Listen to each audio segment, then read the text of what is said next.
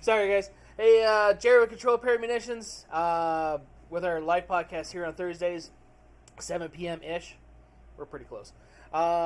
So tonight we're gonna have a lot of technological issues. I'm pretty sure, just because my phone has been here or there all day. I'm not really sure if it is going to be super awesome. It looks like it's lagging already. We usually try to have it just on our TVs to kind of make sure everything is going good, and it's still on the starting screen, and it still is like that on my phone as well.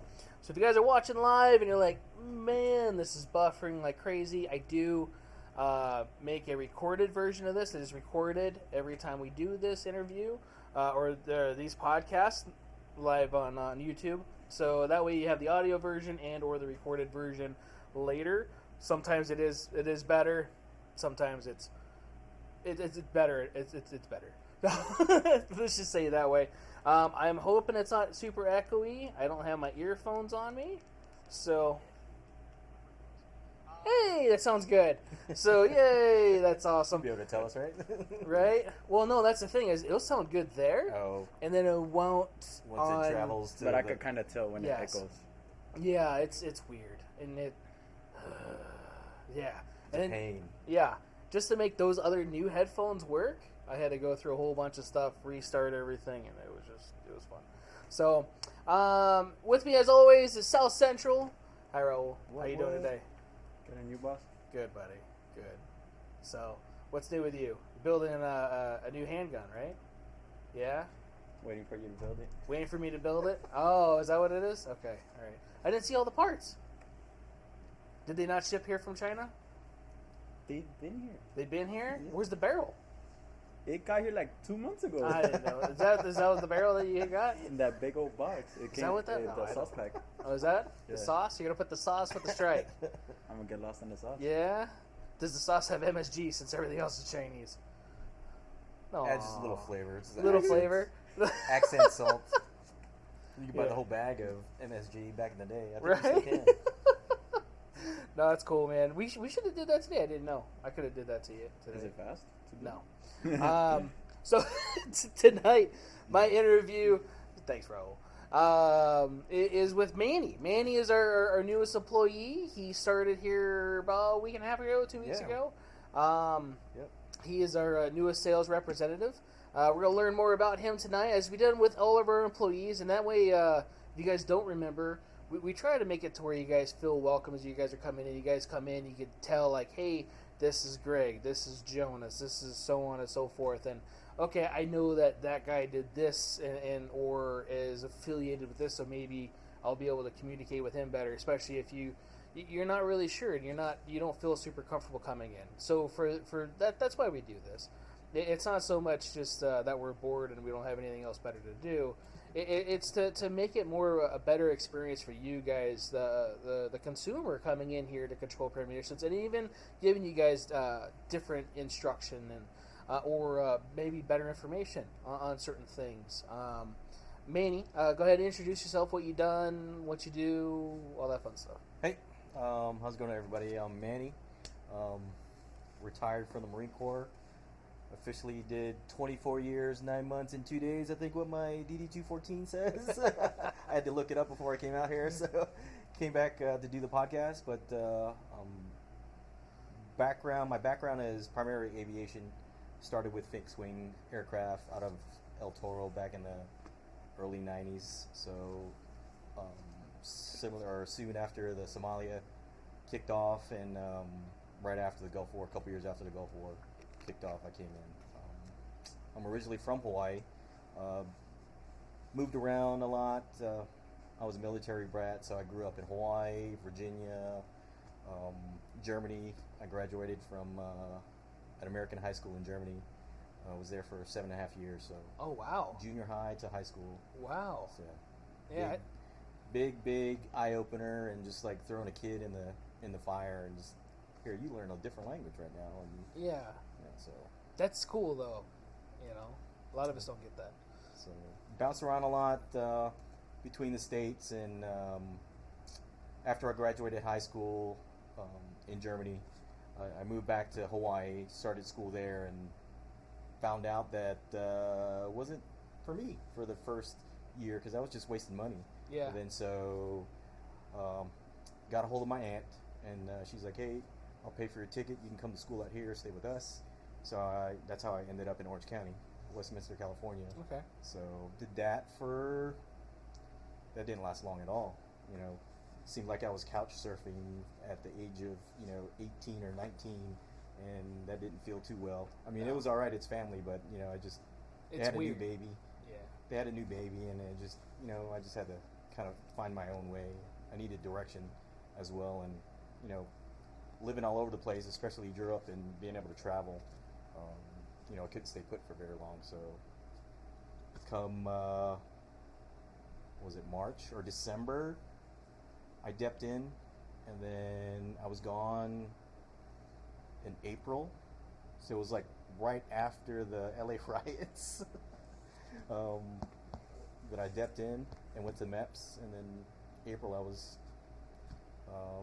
standing tall in front of the yellow footprints in San Diego, California. Never Nice. looked back since. Nice. So, What part of Westminster? it's right off Beach Boulevard, 10th Street. 10th Street? Okay. It's right next to the cemeteries right there. Yeah, okay. Nice. And Golden West College is like on the backside. Right down the street, yeah. And wasn't too far from Westminster Mall. either. Westminster Mall. Yep. Yeah, I used to go there a lot.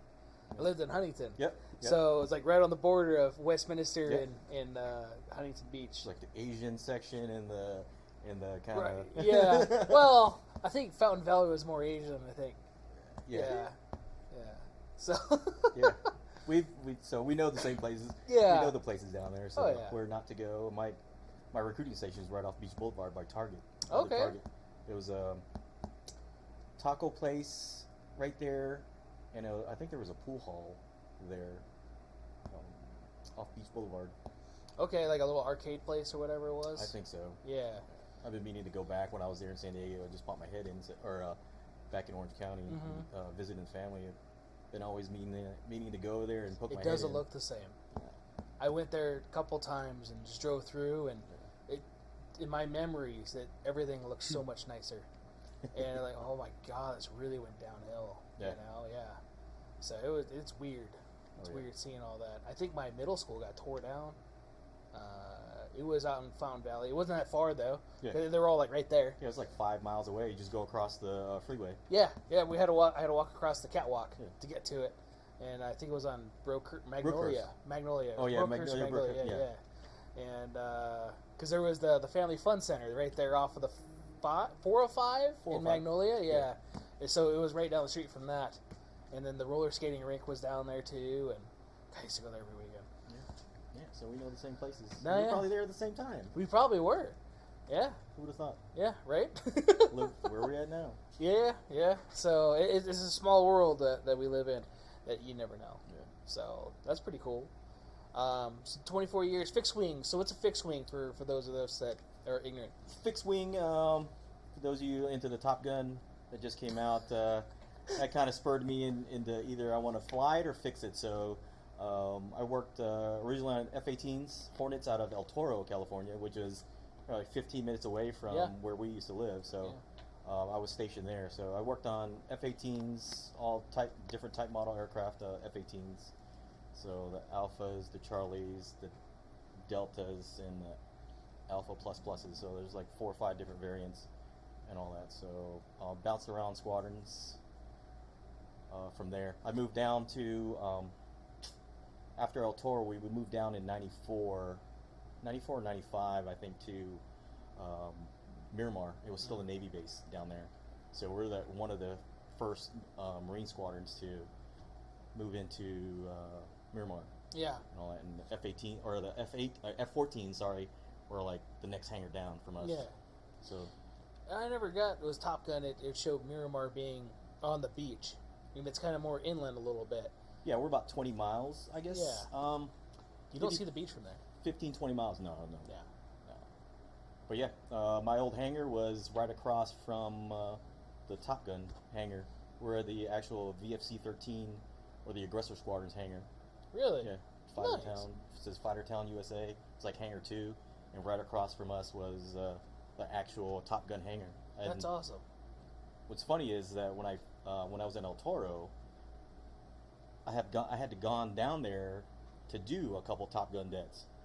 So, and then going back in there, moving in there, like, holy crap. And then when they moved to Fallon, I did a couple more Top Gun deaths out there. So nice. Pretty cool. That is pretty cool. Now, see, I wouldn't consider the personally, just because the F-18 being fixed wing, right? They do fold, and that's for storage and everything else. So, again, my understanding was that would be a foldable wing, not so much like an F-111 or an F-14 or that's it. That's all I could think of that has an actual rotating wing.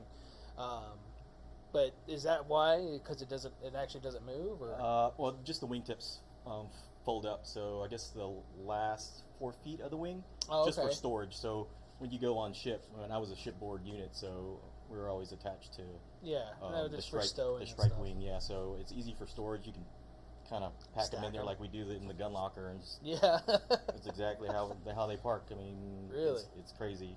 That's insane. That's like the most exciting job I ever had. Yeah. Yep. Yeah, I don't think I can top it. You can't top it. Working on the flight deck. Yeah, you can't top it. That's awesome. A lot of helos do that too, right? The props fold in and they go longitudinal with it. Fold. Yep. All the blades, all the helos, even the V-22s, the whole top will rotate. And for storage, so you can pack it in. And then the 53s is one of the platforms I worked on. They all fold up, and the tail folds back over. Oh wow! Yeah, I don't remember seeing the tail folding, but yeah, okay. Yep. And the Hueys and Cobras, the Yankee and Zulus, they fold as well. Just the rotors fold. Wow, I never saw a Cobra folded. Just the rotors, the top rotors. Just rotors, okay. Yeah. Huh. I didn't know those were capable of it. Yeah. Just you got to be able to for storage. Yeah, I guess. You got to put them on the ship, so you got to be able to park them. Yeah, I didn't see them on, or at least, just again, a little bit of whatever I have. Never seen them on carriers. So they're on the little boys, like the Mankins, the Bonhomme Richard that burnt up a couple years ago. They're Americas. So helicopter landing ships. And LHAs, LHDs, and some of the smaller ships. The Denver, I think, USS Denver is one of the small carriers. It's like a landing, because they split everybody up. When you go to the MEU, and they try not to put all their eggs in one basket now, so they kind of split everybody up. Okay. So your battle group or your MAGTAF, your Marine Ground Air Task Force doesn't get wiped out if. I can see that. That makes sense. Yeah. So logistically, logistically, it's a pain in the butt. Yeah. Pain in the ass. But I guess tactically, then, yeah. Yeah. That so you're all spread out because you go into 5-mile radius around whatever carrier group or battle group that you have behind the main, like the LHDs, the helicopter carrier. Yeah. And the actual big deck carriers. I mean, it's like overlapping radar and all that stuff. So originally you get like a 5-mile radius, and everybody's radar is just overlapping everybody. Yeah. Yeah. So if anything happens, you'll catch it before even we get hit. Nice. So. Nice. Okay. Didn't know about that. Now Harriers, they still have Harriers? They do. I think there's 1 or 2 Harrier units left. I think out of Yuma. Might be 211, and another one out at Cherry Point. Okay. Now those were kind of funky, being one of I think it was the first aircraft that was able to do vertical takeoff from a standstill and or hover. Yep. Got very popular off of True Lies. Mm-hmm. A lot of people didn't even know what Harriers were until then. Well, what's that aircraft that Arnold's flying? It's not possible what it does, but it's okay. Yeah, it's not possible. It's movie stuff. It's cool, but that's unique too, and they're kind of small aircraft as comparison to like the F-18. And it's like maybe 25% smaller than the F-18. Not that much smaller. Yeah, maybe 15% smaller, but I mean, it's pretty big though. Yeah, well, they have to be. Yeah. You get a chance to go to one of the air shows here. I'm sure they'll have one if they're still around. I think they usually do have them as far as like a showing off thing. It's one of the original V-STOL aircraft. They got from the British. So. The YF, was it the YF-23 that was supposed to have that capability too? I think The F-35 now. F-35 or was it the YF-23? Because one of them, I thought F-35 now does. Oh, it it's does? the Marine version. Okay. I think it's the Bravo version. There's Okay. like 3 different variants. The Air Force, the A models, I think B's for the Marine jump jet, and then the Navy and the Marine Corps has the carrier version. Okay. So certain units have the V-stall, and then the other ones, I think the other Marine units, I'm not sure. Correct me if I'm wrong. They might have just a carrier unit Okay. type. So, I mean, they all look the same. I think the Air Force is a little bit bigger, and the Navy carrier version might be a little bit bigger for wings and more fuel. Okay. So, Now, does it have a rotating turbine similar to the Harrier? yeah, the exhaust nozzle in the back, and there's a turbofan that shoots straight down, and there's a door lift fan that opens up at the top, so there's an engine right there, where the fans are up on the center, and the bottoms open up, and then the back nozzle will turn down. Oh, okay. So yeah, a friend of mine here on Nellis, he's one of the leads for Pratt & Whitney. He does the engines. He's in charge of the engines out here. Nice. Yeah. I think it was one of those two. I thought the F-35 lost too. And I don't remember when they were doing the new gen fighters. The F-22 was against like the YF-23, the F-35. Yeah. I think the YF-23 is the one that lost because they only make 2. But it was a better version though. Yeah, that's what I thought. Yeah. It seemed like it did a lot more, but I think it was probably not cost effective enough or whatever it was. And then when the F-22 came out, from my side of it, which was kind of cool because being automotive, they brought in auto technicians to learn how to fix them faster, because it would take them several days to change out an engine, and they dropped it down to like 16 hours or something like that. So it was something really? dramatically changed. I can't remember what channel it was on, either the History Channel or like Discovery Military Channel, one of those. But I thought that was really neat that they brought in somebody like me to figure out how to get it out faster. Now, probably not the best thing, just because a lot of my stuff can pull over. Like, you can't just like, hey, my check engine light's on, I'm going to pull over really quick while you're at 40,000 feet. You know, yeah. Like, hey, we'll check you when you get back. Right. Your master caution panel will start going off, and you either got a RTB, return to base, or you're gonna punch out somewhere if you're doing blue water ops or wherever it is. Yep, you're done. Yeah. Like in helicopters, worse. So if your master arm panel or a caution panel lights off and you look through your stuff, you check the codes or something like that, and you got to land immediately. That means to land immediately. Yeah. Or you're gonna go down.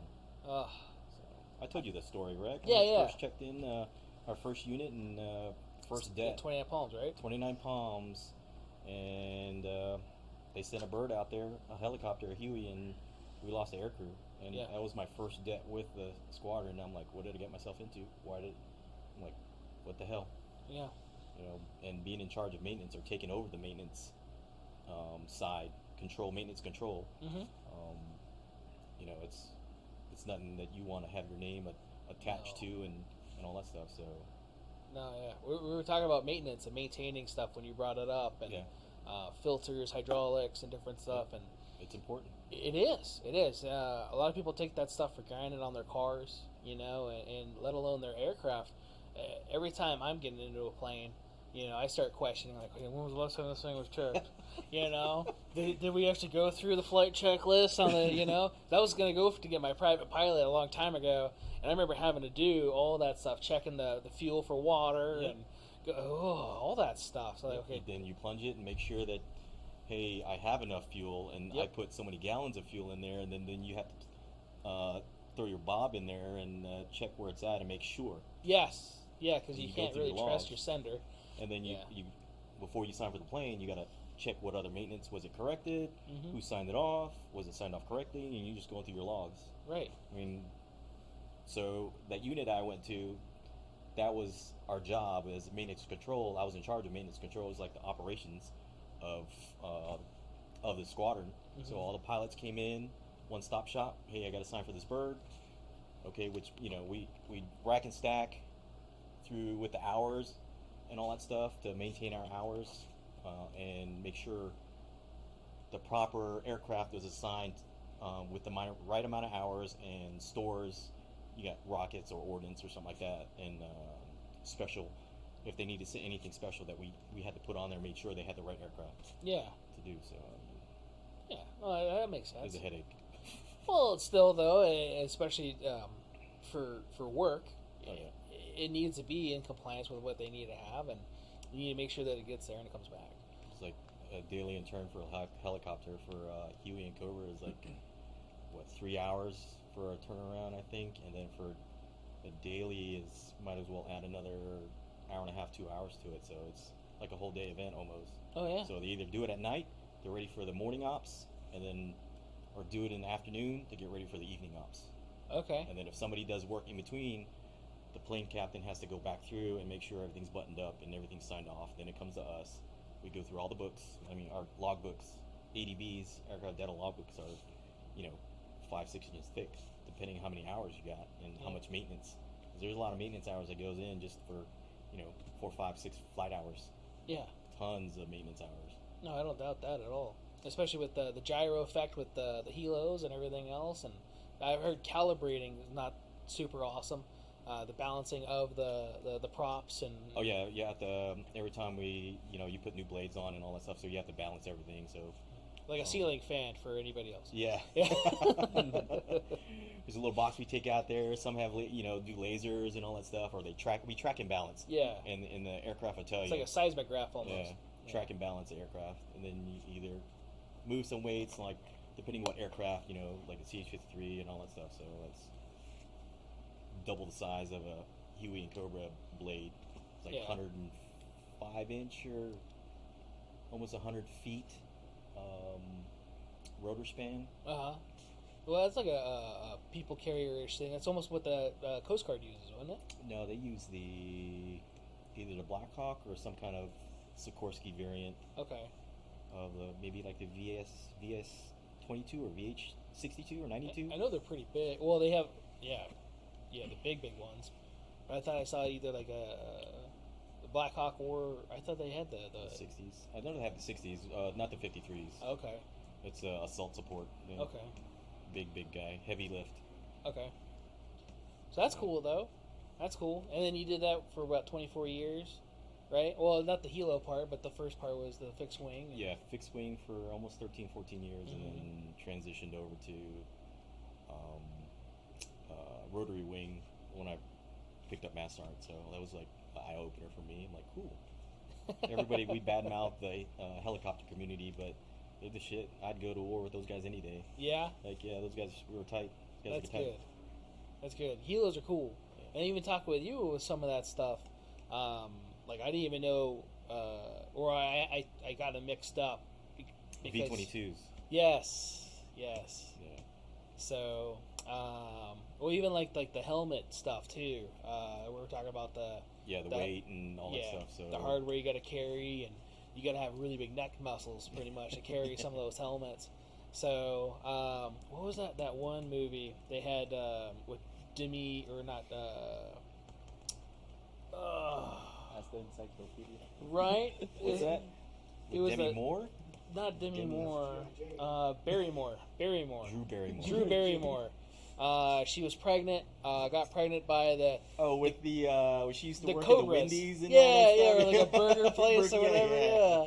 I remember that. I was like, not Firebirds. What the hell is that? That was like we're dating ourselves, eh? You're right. Yeah, that was in the '90s. That was bad, and it was Cobra. They were Cobra pilots. Was it? I thought there was a Cobra because it was smaller. It might have been the old Cobra, the first Cobra or Apache or something like that. So yeah, because Apaches are huge in comparison to them, and they have wheels. You remember? I don't remember if they have wheels or not. I don't remember if it had wheels. If it had wheels sticking out. Yeah, because we had skids, so it's what they call the skid kids. The Huey and Cobra community is the skid kids. We're the skid kids. Okay. So no wheels. No wheels? Only the V-22s. Really? And the CH-53s Okay. have wheels. Huh. So why the skids? What's the skids are almost like skis? Yep. Right. So why skids over wheels? They have suspension on them, I'm assuming, and sort of. Not really. Or is it just because of the terrain that they be in and to be uneven Probably terrain? for the terrain because there's a crossbar that goes underneath for both of them.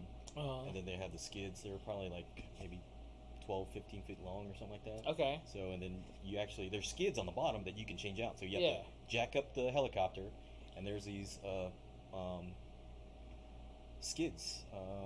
Maybe, what, a quarter-inch thick, maybe less than a quarter-inch thick of aluminum. With that, like, almost cement stuff that they paint on there, like for grip. Yeah, okay. And all that stuff. Like bed liner.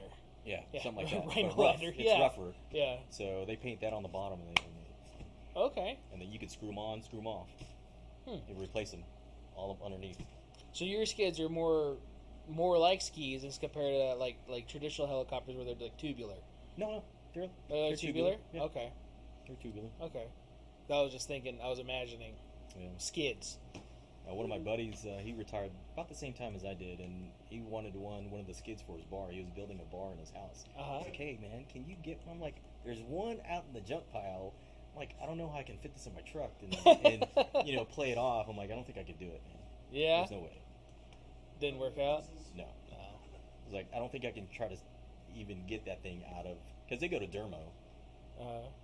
They just strike it off, and you can't use them anymore. So right. It's like, I want it just for a footstool for my bar. Right. And all that that'd be stuff. cool. Like, that'd be cool. Yeah, that'd be cool. Yeah. So I'm like, I can't do it, man. It's not going to fit in my Suburban anyways. Just leave the back window open, you'd be fine. Yeah. Nobody will notice it. Right? Just leave it at night. Yeah. Right. When the sun's hiding. Right? So, no, that's pretty cool. So, after that, what year did you get out? 2017. 2017? Yeah. Okay. Got out, and my ceremony was 2017 and officially June 30th. It's like my son's birthday. Nice. Yeah. Nice. That's a good way to remember it, too. Oh, yeah. Yeah. When did you retire? When were you born? Yeah. No, that's good. That's good. Dog and pony show and all that crap. Yeah? Yeah. That's nice. Like, they wouldn't let me go without it. I'm like, oh, just give me my award, and they're like, no. Really? Yeah. Well, it's a good thing. Some people, I think, want that, though, too. Some people really like that kind of praise and different stuff. A lot of guys don't. Yeah. But there's a lot of guys that don't want it. They're like, they're like, no, you have to have it. You're blah, blah, blah. And traditions, though. Yeah. And Marine Corps is big on traditions. Yeah. I was trying to... Go ahead, sorry. Everybody liked it. I had a bunch of family and friends come out, and my sister drove out from Las Vegas. Nice. And my parents drove out with their family and all that stuff, so came down. I was watching Terminal List, and I just finished that.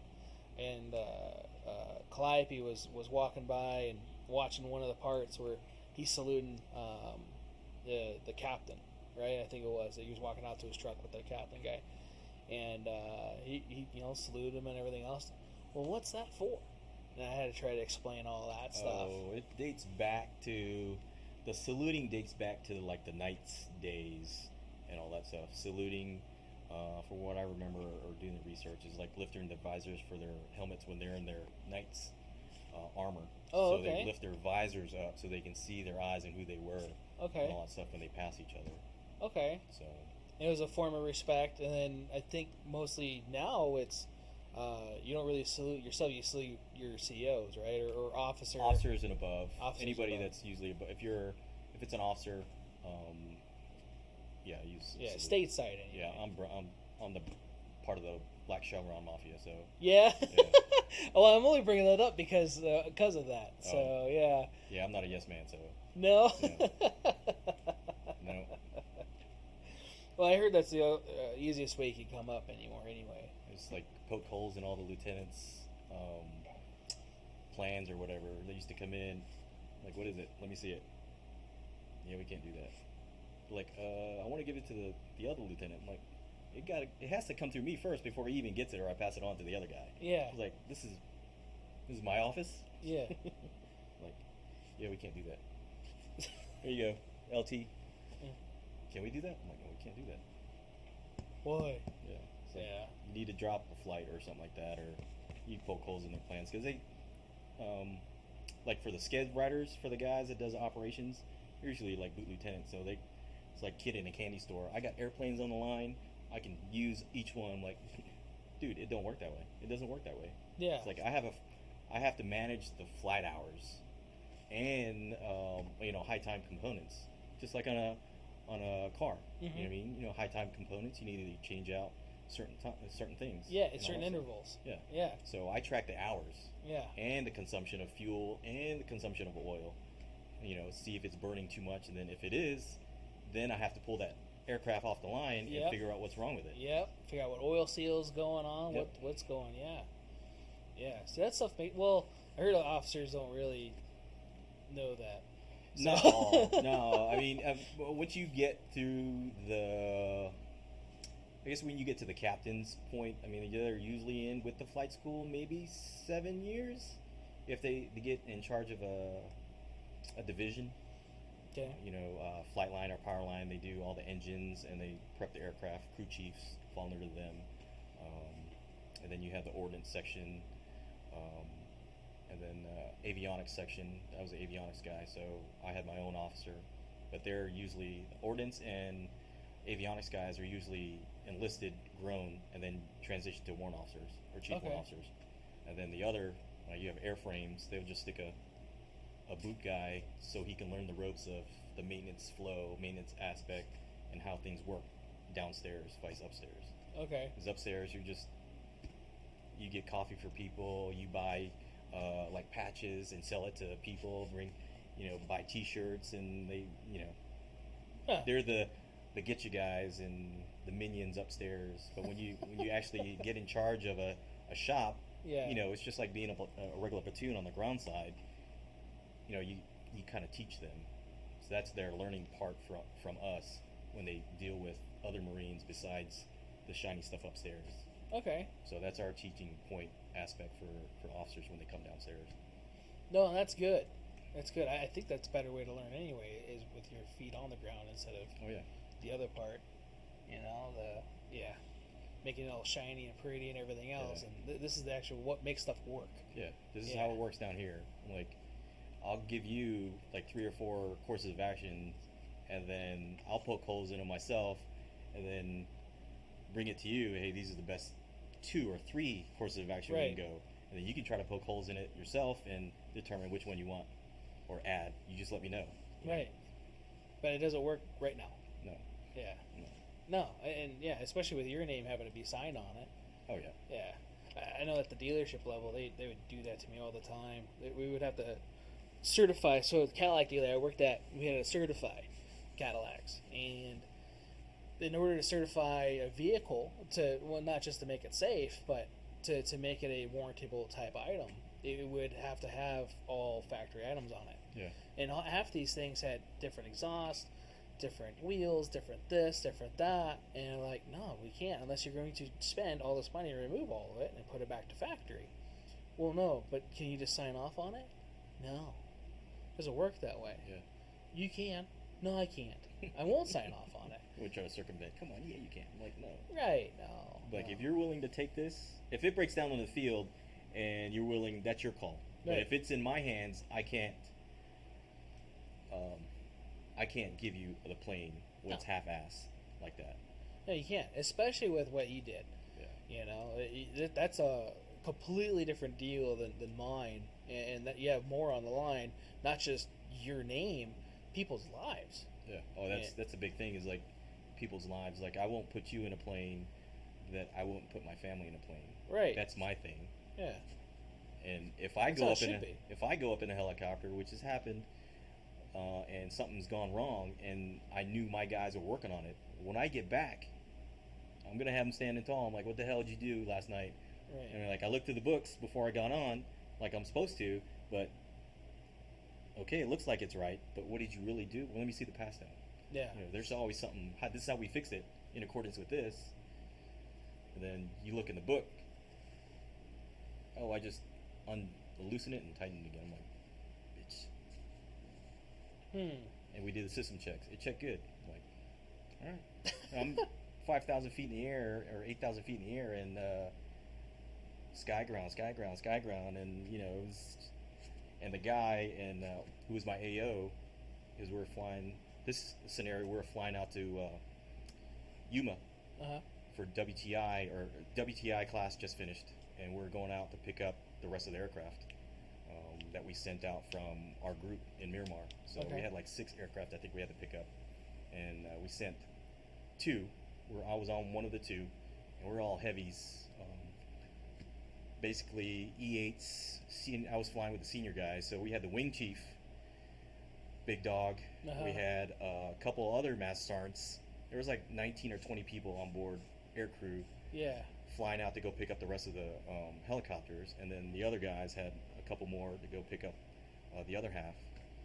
And we're going out there by Imperial, and sky ground, sky ground, sky ground, and everybody else. I mean, they know what to do, and the pilot's trying to hold on and keep us upright and all that stuff. But the servos on the helicopter, wasn't playing. So they weren't jiving, yeah. So you either turn them off, turn them back on, cycle the power, and then you pull the circuit breakers, or the guy in the back's pulling circuit breakers while the 2 pilots in there in the front are going, on, off, just trying to reset them and all that stuff. And you're going like this. We were sleeping. Yeah. And head goes up, visor goes up, and I'm sitting by the back ramp from right across from my buddy, who was my maintenance chief at the time. And I saw his face, and his eyes about popped out. And this would have been he survived 4 helicopter crashes in Iraq. Shit! So he's like, oh, here we go, number 5. And so he's like, I was like, oh hell no. It's like, all you do is start praying, because if you don't catch it, you're gonna try to do auto rotate down, and it's still gonna hurt. Yeah. When you go down. So we finally got it, and then my guy was like, I got it.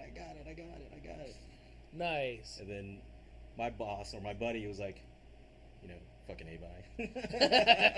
It's always effing avionics. It's always something. What'd you guys do to fix this time? You guys tape something, or put super glue on something like that? And it's like, we're always to blame. Yeah, that's how it is. Low man on a total pole.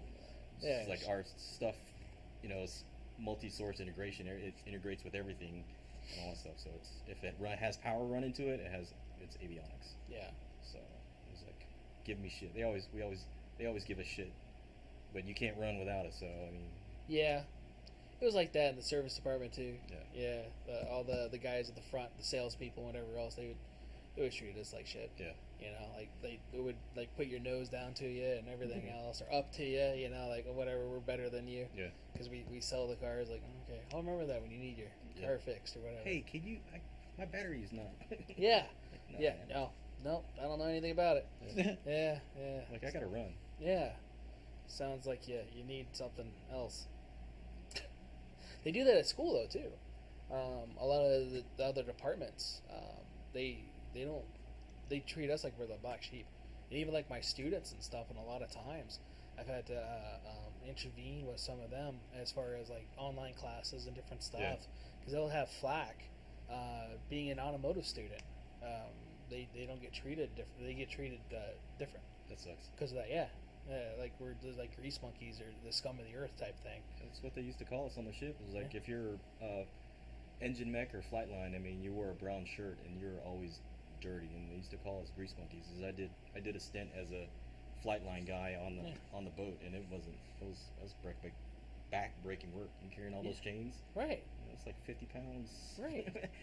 Like 25 pounds per chain, and you're carrying like 12 and 12. I mean, it hurts. And those chains are going to be lubricated because you're at sea. And you're dirty. Yeah. And they're dirty. There's oil and fuel. Right. There's nothing. Yeah. You can't get past that. Anybody's going to be a grease monkey out there. Here, pick up one of these chains. Yeah. Yeah. You want to talk some crap? Here, grab this. Yeah. Yeah. It's funny how it's always those guys too. Yeah. So doing that side of the house and going back to my own shop as an avionics guy, I mean, it gives you a better appreciation for the whole aircraft and that job in particular, because you learn a little bit more of the aircraft and you're actually smarter. You become a little smarter than the average bear. Okay. Whole encompass, I guess, is a word, and with everything, because the engines, flight surfaces, and you know how to fuel and all that stuff too. So I mean, yes, it sucks as a young Marine and all that stuff, but it's you learn to appreciate it when you get older. It's like anything in life, though. You take a lot of stuff for granted, Yeah. and then as you get older, it Yeah. kind of sinks in a little bit more. Yeah. Just maintain my quals after I picked up rank, and by the time helping other people, helping other shops to drop an engine, put it back up, and hey, we need help. We're short or somebody's sick. I'm like, I gotta maintain my qual anyway, so let's go do it. Did he ever serve on Guam when they were capsizing? From all the Marines that were Oh, no. They tried. I knew that was coming up, something like that. There's a guy, we were actually, after 9/11 came out, there was a staunch supporter of Marines coming back to Guam and all that stuff from World War II. And he was a straight supporter, try to get Marines back, have a Marine barracks on Guam. And finally they did it probably like a couple years ago. But going back to after 9/11, we went out there, and they just loved the Marines. Yeah? Yeah, there's an Air Force base and a Navy base, 2 Navy bases there, and they're still trying to just stand up the Marine base. But we ended up staying on Guam, and we did. We tore up the town. Yeah? We tore up the town when we weren't on alerts because we had to do CAT missions, or our squadron had to do combat air patrol. Okay. So they would go up to patrol over the international airport and on Guam, full air-to-air and all that stuff. So we had 2-seaters then. So we had to go up if a international flight didn't comply with any kind of request from the tower, they would send us up. So we would intercept them, and if they didn't comply with anything, they had authorization to shoot it down out of the sky. No shit. No shit. That's awesome. No shit. Wow. If only that's what really happened to that one that went over China and it disappeared. Yeah. Yeah. So that didn't happen. A lot of people probably forgot about that thing too. That was a big thing on the news for a while. So we were up. I think we were in the Gulf then, and then I think North Korea sunk a South Korean vessel. So yeah, and it was back. I think it was like 2000 or early or right before. Look it up, please. What year? Probably mid 2000s, I guess, or a little after 2000. Was it Bush Seven? era? Probably. Bush would have just Obama got. era. Probably Obama era. See when they Well, Obama if they was sunk in. a South Korean naval ship. Hmm. Yeah. Yeah, I haven't heard anything of that since. Yeah. Well, they did the DMZ Maybe the shit. 90s, because our captain of the ship, he was friends with the captain that got killed on that. Oh. What year was that? It was, let's see, looks like 2010? Yeah. See. So Obama years. Yeah.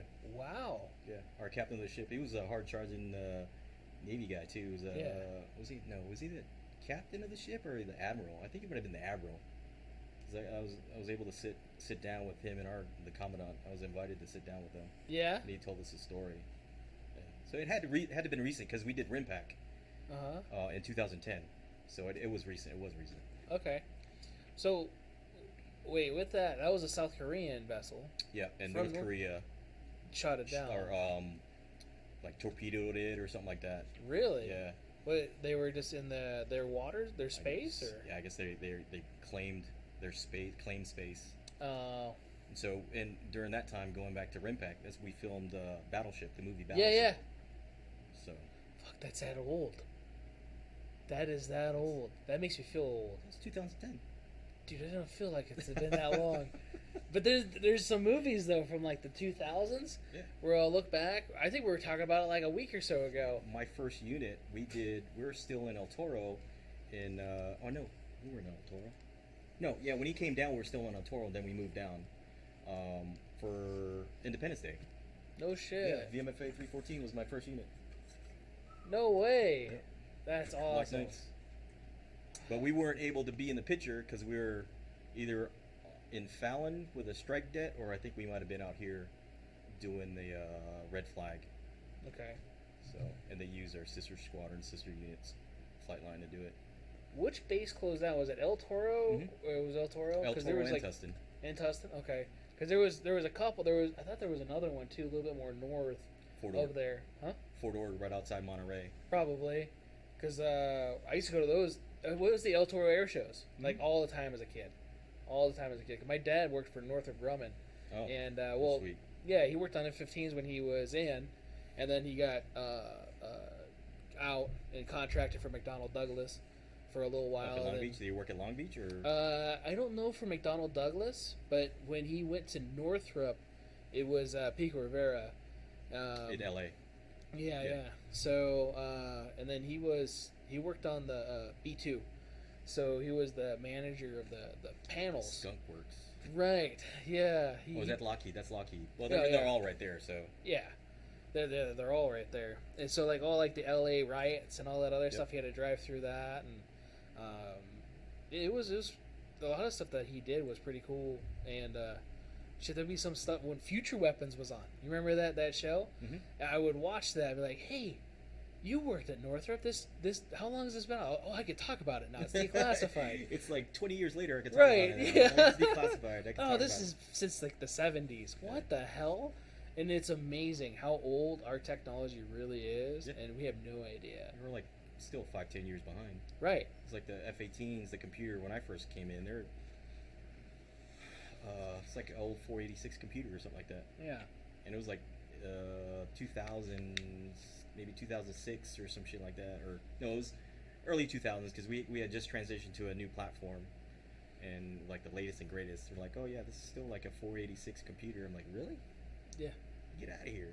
I'm like, but it can still process all the targeting and all that stuff with the computers or mission computers and all that stuff. I'm like, oh, okay, cool. As long as it's compliant, I guess. Yeah, Yeah. but it's everything's going just like computers. You're 18 months behind everything. Yeah. All the time. Yeah. Yeah.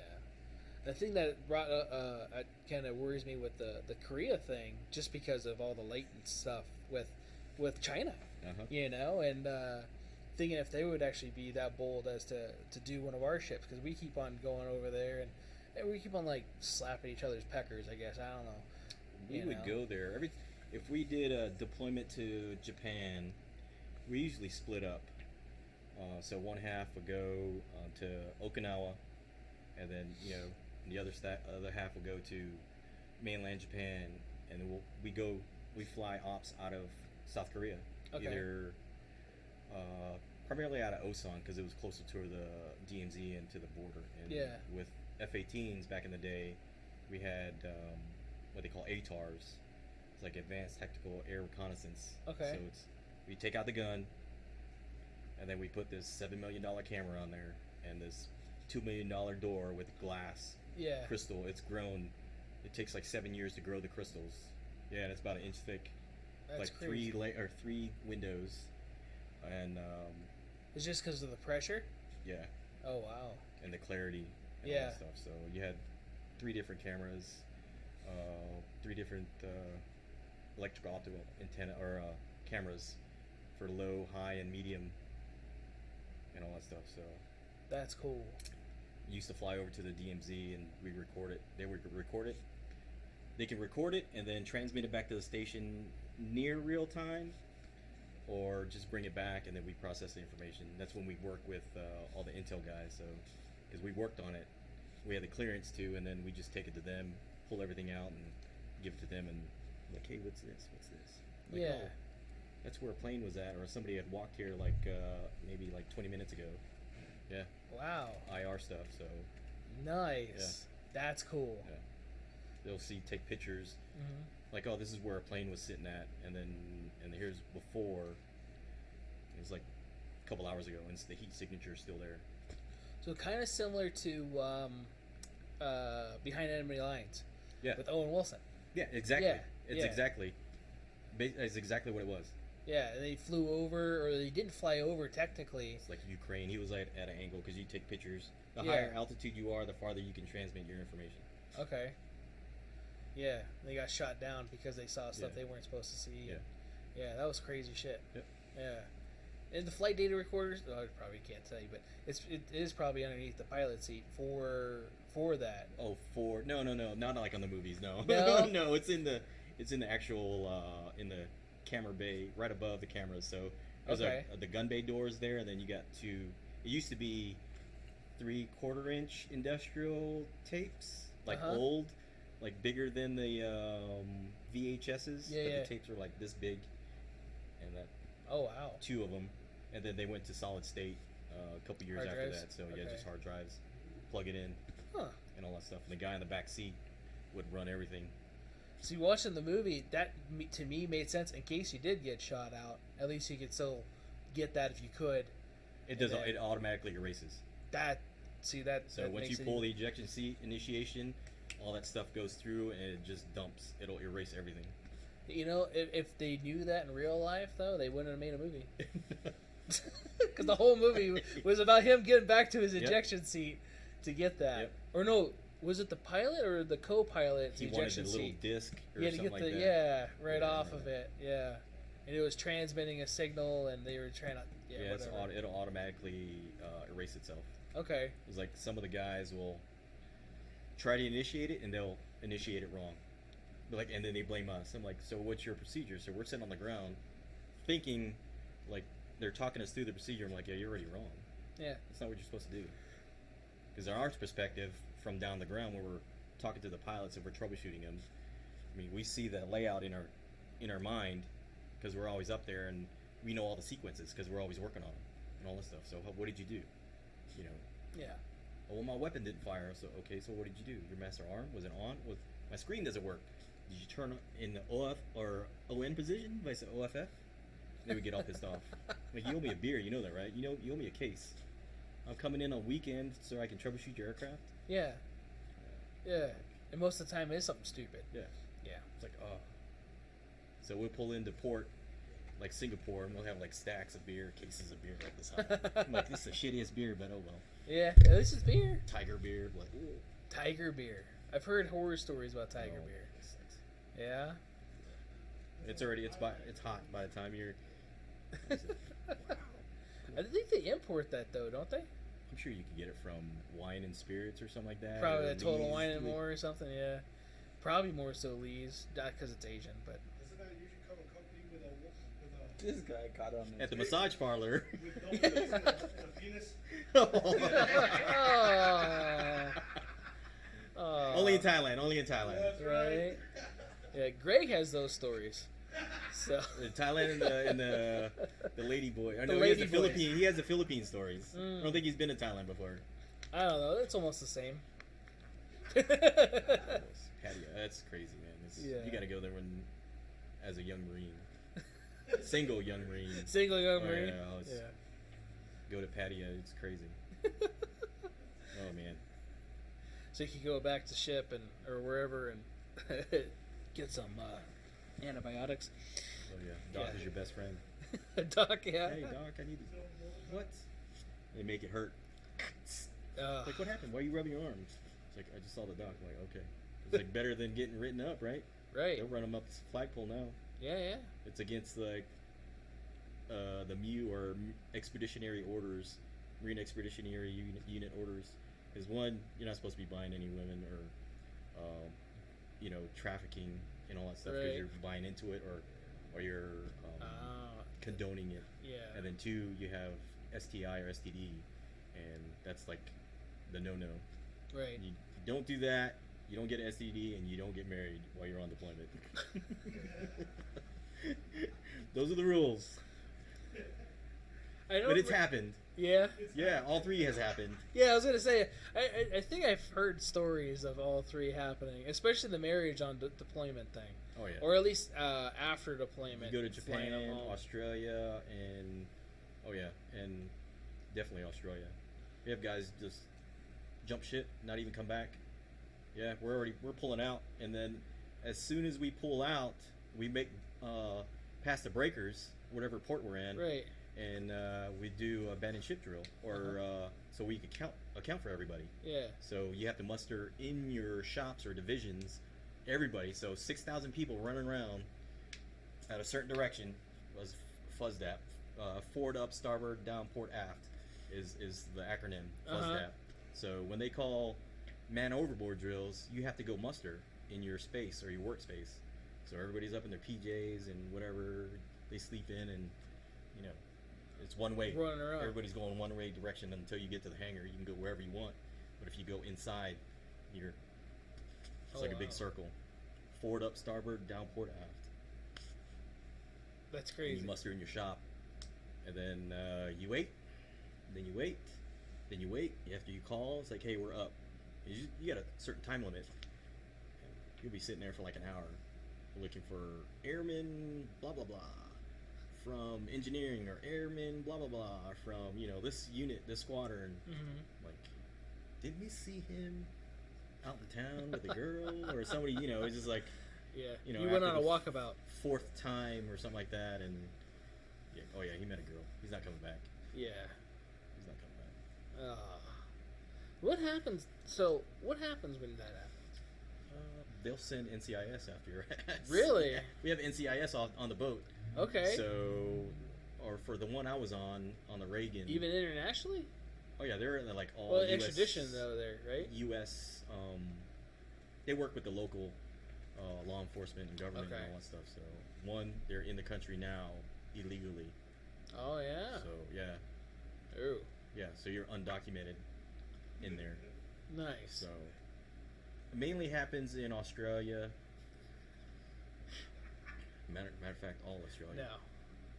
Hobart, Tasmania, Brisbane, and Darwin up at the Gold Coast. I think it's Darwin. It's at the very top. I think they have it like an MGM up there too. So it's Huh. yeah. I've heard. Well, you hear stories about that, especially every once in a while, somebody going AWOL or whatever, and yeah, like that one guy that left mid shift or whatever it was, or he was supposed to take his shift and left the shit there and went to go join the Taliban or whatever it was. Oh, for X amount of Birdall or years. something like that. Yeah, I can't remember what it was. Yeah. There was like two people. I think Birdall in Afghanistan, and I think the other. Excuse me. Yeah. I can't remember the army guy. Yeah. Yeah. I think I was I thinking. think there was one Marine too. I think he was off the Mew. He had family in Afghanistan or was it Iraq? And he went. But yeah, that's crazy. No, yeah. To make somebody do that. And they lost for Birdall. I think they lost a couple people. That unit. I think one of the guys that came in here was telling me the story because he was with the sister unit. They had to go out and go get him. Oh, okay. Yeah, one of the customers Huh. that comes in here. No I shit. can't remember his name. Mike. I think it's Mike. Mike? Yeah. Blonde hair? No. Mike? No. I know a lot of Mikes. I know. There's Mike. Yeah, there's a lot of Mikes. A lot of Mikes that come in He was here. in the army and he was stationed up there, Okay. Cornwall Valley or something like that. It was like a couple days ago when he came in.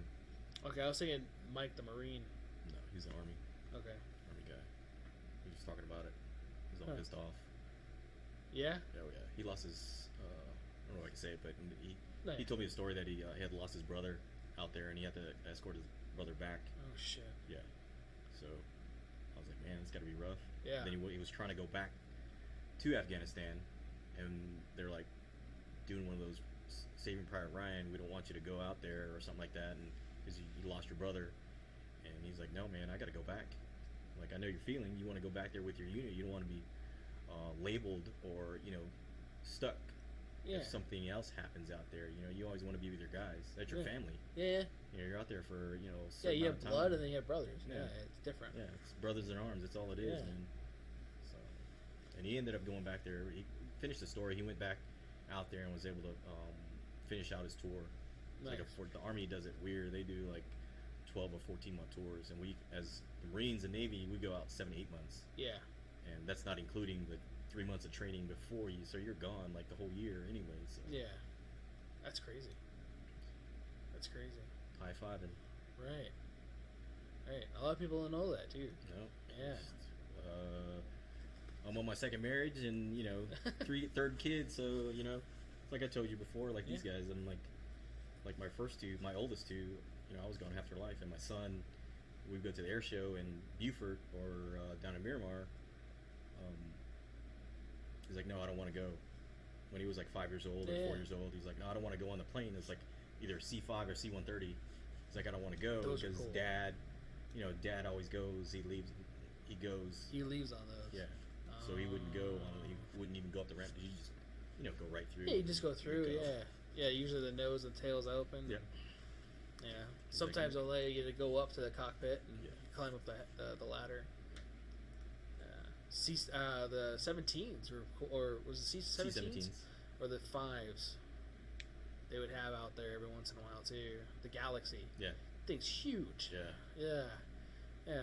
I was kind of upset when they decommissioned those, and why you could carry everything. Yeah. like a couple squads and tanks, and helicopters, and all that stuff. Yeah. How much stuff they get offload real quick. So in a moment's notice. I don't remember the reasons for it. I think it was just because of the size or the amount of fuel it burned or something stupid. Oh, that was probably being upgraded because the C-17s, the Globemasters. Yeah. So I think they can carry a little bit more, even though they're a little shorter. I think. Yeah. I'm not Air Force guy, so No, you're good. Correct me if I'm wrong. Are there any questions coming up? No, I haven't seen anything, but I don't know if my phone's either. frozen either. I want to say it's almost 15 frozen. viewers though. Oh, You have 15 viewers? Cool. See, because it shows 6. So that's what I'm guessing. That's what it is. So, yeah, it's not even loading on here. I don't have shit either. No, we could always ask Timmy though. Timmy might know. Can you hear us? Yeah, I don't know if Timmy's watching though. So that's the other thing.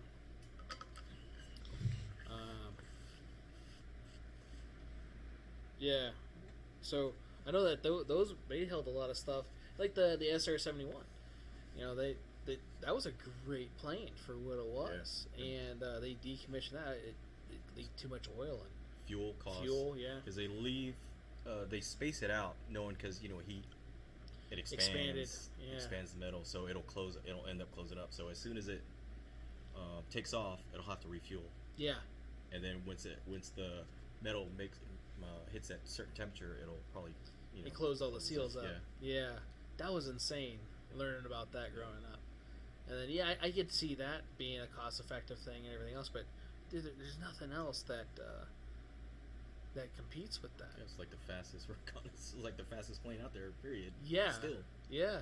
It was so cool. The X-Men used it. Yeah. Or a version of it. They made it hover. Yeah. So no, that's definitely pretty cool.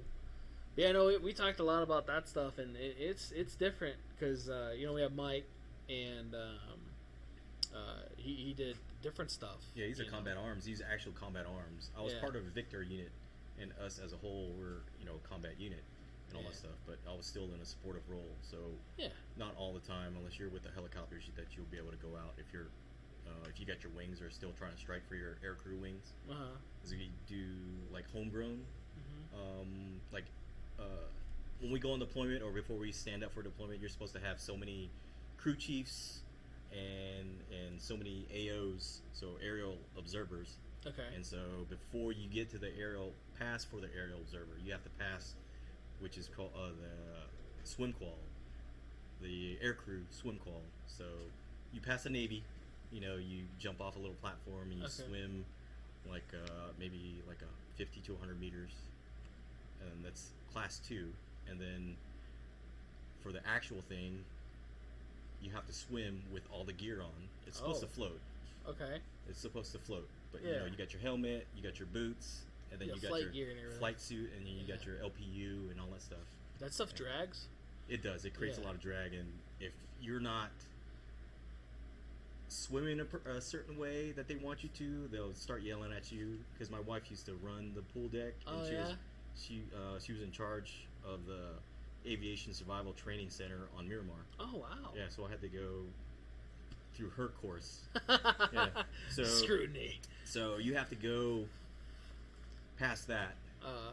and if you don't, then you're out and all that shit. But you have to pass that stuff before you can start your syllabus. It's supposed to start your syllabus and all that, and they just walk the dog. Hey, this is the aircraft. This is how you do your maintain the gun. This is what you need to look out for. This is what before we land, before we take off, clearing the front, clearing the rear, clearing the left. clear the land. Just make sure there's no big rocks and no those big trees or bushes that we're gonna crush and put a hole in the bottom of the helicopter. Or something. Right. So Yeah.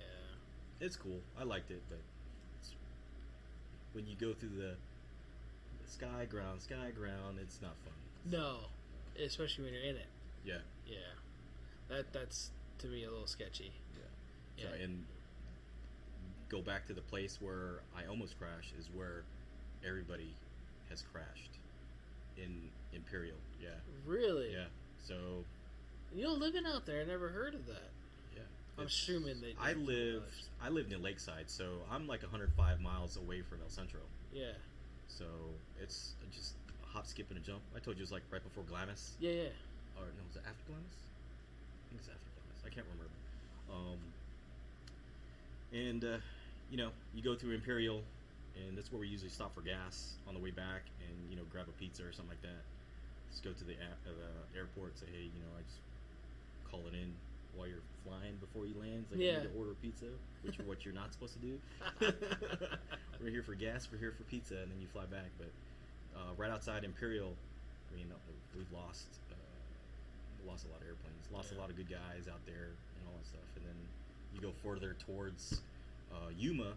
It's where the Coast Guard, like C-130 and a Cobra helicopter, I think, did a mid-air collision out there. They just had another B-22 crash there, probably last month or a couple months ago, as well. Really? Yeah, it's a dangerous place. It's a main corridor because we fly to 8 from Miramar to El Centro or to Yuma.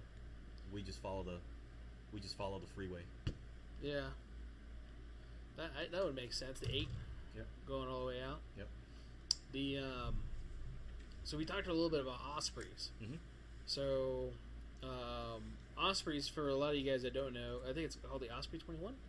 22 V22. Okay. And those are different. If you guys have ever seen, I don't know if they've actually been in a movie that I could quote off the top of my head. I want to say they've seen them. I've seen them in shows and different stuff too. But they are an aircraft that they designed. We talked about the Harrier earlier, and then the F-35. It's a little different. It's a prop plane that can be converted. Plopters. Yeah. Oh, yeah. Was it Transformers? Yeah. I believe so. Okay. Yeah. So they could take off vertically and or somewhat horizontal-ish, or like a normal plane. And so your experience with those, you never really worked on those. No, but I don't like. I've ridden them before, and I didn't like them at all. So. Yeah. How was it riding one of those? It's all right when you first take off, but then when they start the transition to go forward or to start to land, and start the hover mode, that is, I don't know, it's not fun. I mean, it's like you're going forward and you're sitting, like we're sitting, Yeah. and then we're going that way, and then next thing you know, you're like, Kind of rocking what a the little hell's bit. going on? You're like, no. It's like you're stopping forward motion and you're still going this way until it catches up. Yeah. And all that stuff, yeah. So I mean, I bet that feels unnatural. yeah, it's unnatural. I know they had a lot of issues when they first came out, especially in Yuma and all that stuff, and I don't like them. And we used to brief all the time. So we do WTI, Weapons Tactics and Instructions. We do it twice a year for the Marine Corps, and it's like a train the trainer kind of thing for the whole Marine Ground Air Task Force. Everybody has a part, the ground combat element, and the pilots and all the assets, flying assets in the Marine Corps, all combined together to learn how to be actually instructors when you go back to your unit. Oh, and all that wow. stuff. Yeah, it's like train the trainer. It's almost being like a Top Gun. You send guys to Top Gun, they go through the course syllabus, and they're now qualified instructors when they go back to the unit. Okay. So, but for WTI, it's like everything encompassing, like a maybe FAC-A, forward air ground controller or something like that, forward air controller in the air. Yeah. So, qualified to do that, and then like crew chiefs they're put through ringers too, like how to employ their weapons and all that. Each platform and each MOS that has to deal with that, they're taught how to do how to implement their weapons better in certain scenarios. So it's a big war game. Huh. You train, go to class, and then big day comes. We can't drop any sorties, and they do like the war games, and it's on for like 3 days or so, or like a couple days as the final finish for the end of the course critique. You either yay or nay, and you're supposed to have, when you go there as a pilot or a crew chief or for the air guys, you're supposed to have like a certain amount of flight hours and sign-offs training before they even send you, because if you don't, you're not going to know what's going on, and it's just too much information. It's information overload. Those guys are like up all night training, and the big part is training. Especially with that. Training like you fight.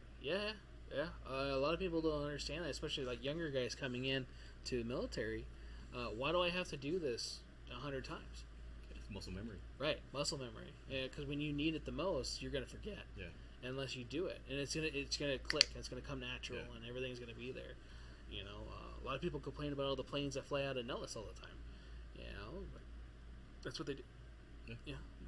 They're gonna go train. Yep. Those are the guys that are keeping the people out of our country. Yep. Good for them. The military spends a lot of money on those guys too. Yes, they do. There's a lot of flight hours they got to do, and you got to keep up on it. Again, a lot of information. Yeah. Especially when you're going several hundred miles an hour. Yeah, your time. I mean, you got to be able to process information if something's going on. These guys on the ground say, "Hey, we got this going on," and they got to figure it out where. They give you a 10-digit grid coordinate or GPS coordinates if and all you're that lucky. stuff. Yeah. Or, they're trying to say, "Hey, I want to drop a bomb here, left to right. You're at, this is the coordinates and all that stuff going left to right. Yeah. At this portion in this thing, and the guy's up, 30,000 feet in the air with a FLIR pod, who can see like over 7 miles in his FLIR pod. And you're like, oh, you mean this spot right here? I'm a laser target. Can you see it on their mule? Yeah. Yeah, or I'm lacing this target and sending you information. Oh, okay, I see it.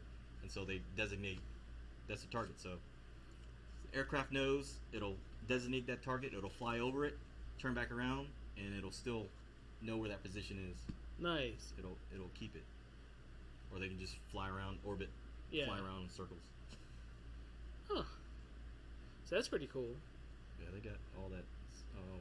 What do they call ISR stuff? So ISR, yeah. Intel, surveillance, and reconnaissance. Yeah. So they go up there, and sometimes they go up ahead of or above the convoy, and just look for overturned dirt and all that stuff, because it'll still leave a signature.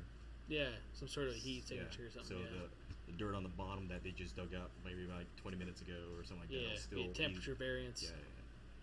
So that's pretty cool. It's like $7 to $10 million lightning pods. Right.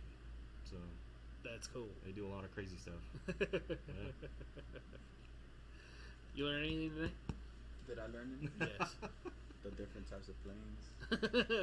There's a lot of. It's like I'm all still the trying to purge. Like all right. What goes into it that we don't regular people see.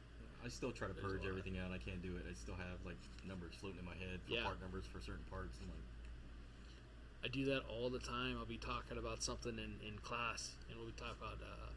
So like this last semester, I had engine performance, and so in the third engine performance class, I got to talk about communications, which is very similar to like the computer stuff. So integrating computer communication between your avionics and your radar or whatever. I don't know what they're fucking saying, but you know what I mean. So your missing weapon or your weapon linking to your radar or whatever. So how they intercommunicate with each other, and we'll talk about it. And I still have all the circuit numbers in my head, and the terminal numbers in my head, and the resistance values it's supposed to be, and I have all that just like engraved in my head, and even shit from the 90s, So it sucks, but I understand. It's I don't think it ever goes really away until I don't know. Probably you're not really around it for a while, but still, I mean, shit, I haven't done it professionally in so long. It's like when I first transitioned to the rotary wing, they hated me. They're like, well, we're gonna shake you off those fast mover mentalities and all that shit. So, try to bring some of my memorabilia in and all that stuff and pictures and stuff that I had, and I'd use those Velcro strips. Yeah. Those I don't know what they're called, the master strips or something like that, with a plastic Velcro looking things for your pictures. Yeah. So I would come in the next morning, the shit would be all upside down. Nice. Oh, they'd do it all the time, every fucking day. I was like, God damn it. Yeah. Like, oh, we're gonna shake you out of that fast mover or jet mentality. They broke me in pretty good. Yeah. If I was ever to go back, I tell you, man, I'd go back with the helicopters any day. Really? Oh yeah, those guys are so tight, man. That's awesome. They're tight. They're tight. Tighter than the jets? Oh yeah. It was like, Nice. look at me. Yeah. Those are the fighter jockeys. So then the other air crew with the pilots, I mean, you're there. Yeah.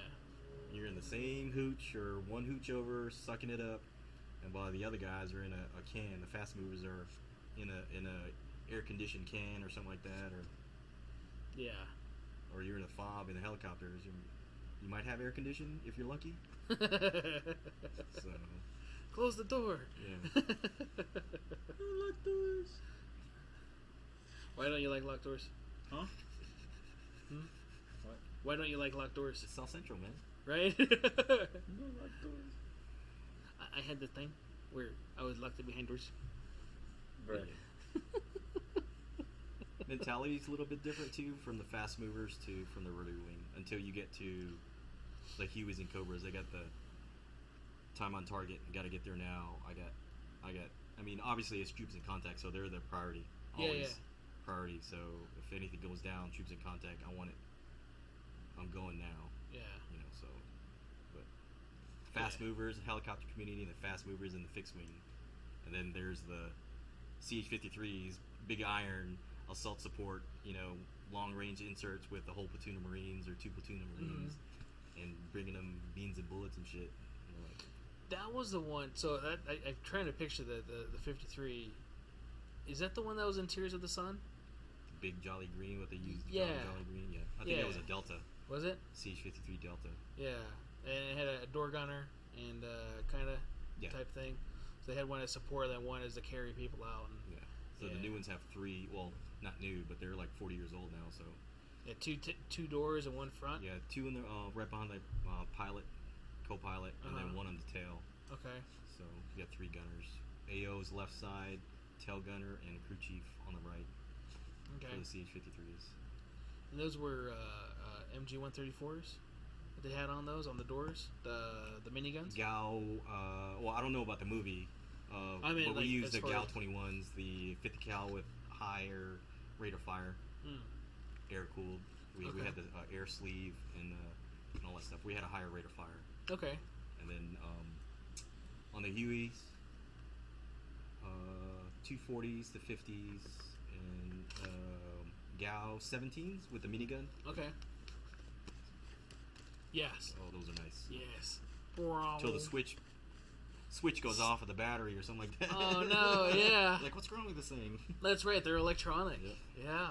Because you got to get the servos that start spinning the barrels. Yep. Yeah. I was trying to explain A-10s to because I was telling you about the A-10s I flew overhead the other day to the kid, and I was trying to explain like why I thought it was weird because we had two ground assault planes with like a fighter jet. Yeah. Which is weird to me because usually like the fighters are with the fighters and then the air guys are usually by themselves, taking out or close support guys. Once they came back from a scenario, because I told you Red Flag was starting and all this stuff. Well, what they do is like the packages they go out.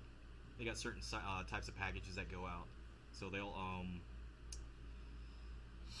to kind of like soften up the area. So, but they'll have the F-15s doing air support combat air patrol above maybe A-10s. 10, 20,000 feet above everybody else.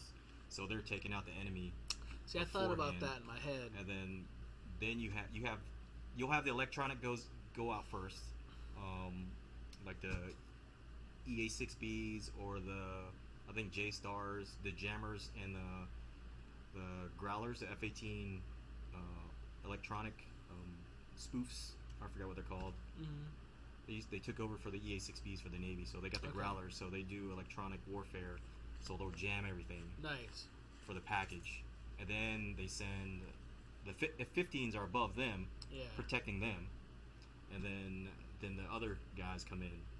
So you either have the SEAD guys, suppression of enemy air defense, the guy, or the Wild Weasels, or F-16s, or another like the Eagles, or is it the Eagles? There's another variant. I think the 2-seaters are just the ground pounders. I don't know.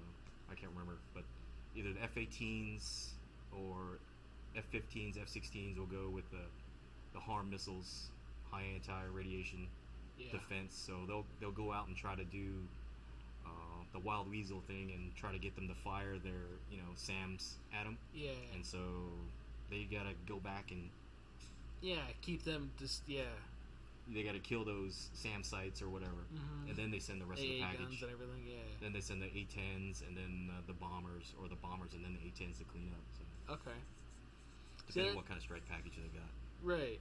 And like I said, it was just kind of weird, one, because they were all flying a tandem, and or almost in like formation, and being A-10s being a lot slower than F-15s, and not even remotely similar. In almost any way.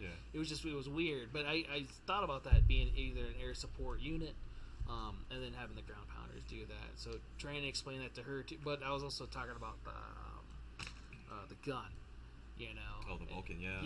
It's like the Gatling gun. They built the plane around the gun. Yeah, we built this big gun. What do we do with it? Fuck, I don't know. Coke bottles flying out, 30 mics. That's crazy. See shirts, burp. Yeah. Burp. I have a couple patches in the back. Really? Yeah, they're one of my favorite planes growing up. Oh, man.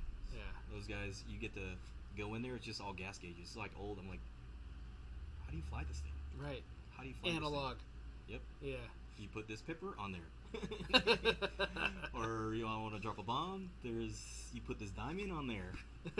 You see it in their HUD, but it's like everything is like ancient gas gauges and all that stuff. Or like, gas. They probably have like Pressure. a bobber to figure out the the distance angle. I was explaining to her too. So I don't know if you know this, but the gun actually, or the plane slows down when it fires. Yes. So when it fires the machine gun on it, it actually goes it goes backwards a little bit. It slows down. Of how fast it goes. How powerful it is. Powerful it is.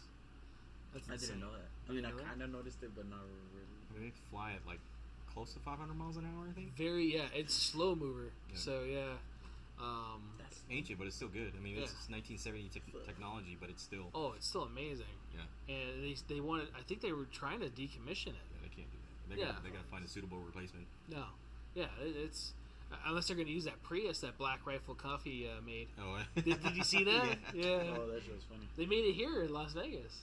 Oh yeah. Yeah, over at Battlefield Vegas. Put a Vulcan in a Prius, and it shot so abrupt. They had to reinforce the suspension in the back, and I show that every once in a while to classes because it's stupid, but it's cool stuff that you intermix cars and stuff with, and You get if you ever get a chance to YouTube and see those guys on deployment, they pull videos. They have like a whole almost like a cruise book video, a deployment video segment. It's like probably 20 minutes. Some's an hour long or something like that, or 15 minutes.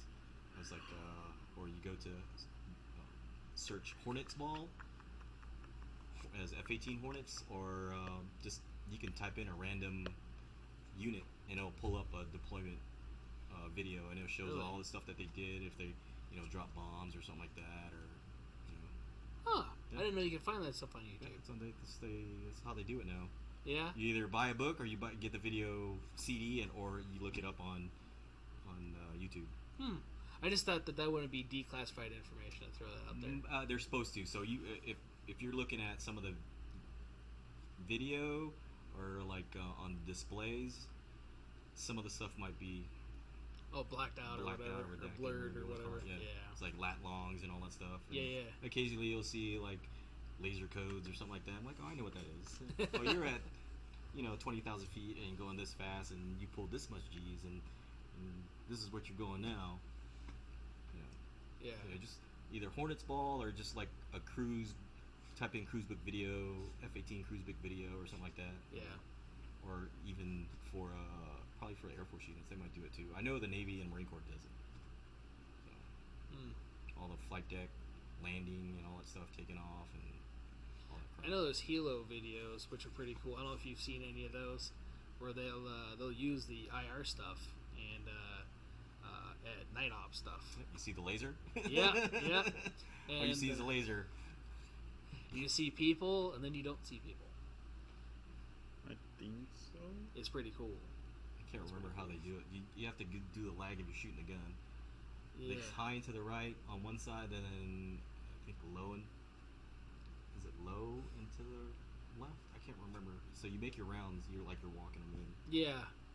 So you follow the tracers, or if you have the your laser. I mean, all it is Kentucky windage. So Yeah. because you're moving forward flight, so you got Oh, you can see them just walking it. yeah. Because they'll take a couple shots, like, okay, There's guys who are just money. oh yeah, You go out there, you're like, holy crap. You're like, oh yeah, I've been doing it for a couple Yeah. years. Or yeah. As long as you know, especially with distance and everything else, but the ordnance they have on there is a little different than what we use here on the ground. So yeah, their windage is a little different. But then again, they got propellant. yeah, the downforce. Yeah. So they have a little bit different adversities. It's than all we have. training and all that stuff. So Oh, yeah. it's like Yeah. another day going to the gun shoot. If you Right. drive up on the 95 going towards Creech, at night you'll probably see some guys if there's a helo unit on Creech or on Nellis, because my guys used to come up here all the time. Yeah. And you'll I see see Blackhawks leaving, coming, going all the time. Yeah, but at night though, when they do, because there's a gun range. Yeah. and Right you'll by the see- test area. Yeah. Right before you get to Creech on the right hand side, you'll see like the tracers, so you hear the helicopters and you see the tracers. That's Because there's awesome. actually right outside the gate as well, coming south on the left side now, coming back to North Vegas. So on the left hand side, there's like an ECM range, or we used to fly through. It has a Smoky Sam, so it has like the fake rockets that fly up. Yeah. And there, if you look down, it's you see these rings on the ground, and then there's like and then they have these like SAM sites, fake SAM sites, but they're little boxes with little rockets on there and all that stuff. It just shoots up. It's like, oh, we're Toast or not? yeah, you're either calling a visual, chaff flare and all that stuff, calling visual left, visual right, or something like that. And That's pretty cool. And then practice evasive yeah, maneuvers. so and you're coming in because you're turfing, you're going over the mountains that way. or you're from flying in Nellis. between. Okay. You're flying in between, so your signature is low. You're flying in between, but then when it opens up, and then you see it opens up, and then you see these rings. That's where the Smoky Sams are. So they'll start popping off, and then you got to take evasive action. So Okay. they got to deter it, and then they pop off their chaff and flares and all that stuff. So, That's awesome. so you're like pulling G's. I'm like, this helicopter can pull that many G's? Really? Yeah. Like 4 G's, you're just like pulling. Well, what was that one movie? Mr. T was in the original show. A-Team. They found that helicopter pilot that does barrel rolls Yeah. and shit and backflips. Oh my god. The crazy guy. Yeah. Watching that movie, like, yeah, I don't know if that's really possible. I want to be in that helicopter. It's probably not really, yeah. I can't even do that on Ace Combat. That game's the shit. Ace Combat is the shit. I almost downloaded another avionics game, I think on PC. You won't. I might, I don't know. But I haven't really been playing a lot of games lately either, so. No. I've been waiting. Yeah, I know. I'm sorry. I know. Well, shit, the other day, I was a little precautious, because of the house thing, and, Oh yeah. So, I don't know if I told you or not, I got home after work, and almost felt like somebody was casing out the place. What? Yeah. So, front door was unlocked, and, dogs were out, so I'm assuming that they met the dogs, if it was anybody, and closed the door. But it was just weird, I had a weird vibe, the whole day after that. Alarm and no cameras? You got cameras? Well, that's the thing, is they, blacked out. Fuck Yeah. ADT. Fuck ADT. Dude, yeah, ADT sucks. So if anybody has ADT, I'm sorry. If anybody's looking for a good security system, look somewhere else. Sentry or something like that. I don't know. Something, yeah, I don't know. Yeah, I don't know. Yeah, they were probably really good way back when, but the camera didn't even pick me up coming home. I So would call them yeah, because I have ADT too. So I mean, and I have like other cameras on top of that. So yeah, and if anybody, we can't even. You hop the wall, I'll see you. The lights Right. will come on, and then I'll see you, right, and all that shit. So right. So that was the thing too. I was talking to him, and dogs just randomly went off in the middle of the night, and they came back. I don't know. But that was the thing. There was some signs that somebody might have been outside just because of neighbors, their lights and stuff like that too, and everything, and stuff that gets triggered when I'm outside. Yeah. So like, Because my wife thinks I'm paranoid. We're like, oh, you got all these cameras. What do you need all these cameras for? it's the catch in the event that something happens. Better be prepared. Right. Sometimes it's a deterrent, Yep. and then or it's for the after part too. So if something does happen, at least you could give Metro or whoever law enforcement. This is who they were. I mean, you Right. guys on Nextdoor app and all that stuff too. So, in our area, and stuff comes up. Hey, these people came to my house, or Yep. looking suspicious, or broke into my house, stole this and that. I'm like, come on. And they got Right. the pictures of them and all that stuff. So Right. And you watch out for that. Yeah. Especially like the Nextdoor app, it gets sketchy too. Because wait, this was right there. Yeah. Yeah. Because we have does your ADT have the private security that comes down? They're supposed to. Oh, because mine are. If anything goes on, they'll come out before the cops come out. So they'll come out if I say so. So they actually did that here when we got broken in last year. Substation's just up the road from us. Right. Yeah, and it's 2 miles from my house too. The substation is. Right. Yeah. So they got here pretty quick. They got here right after she did.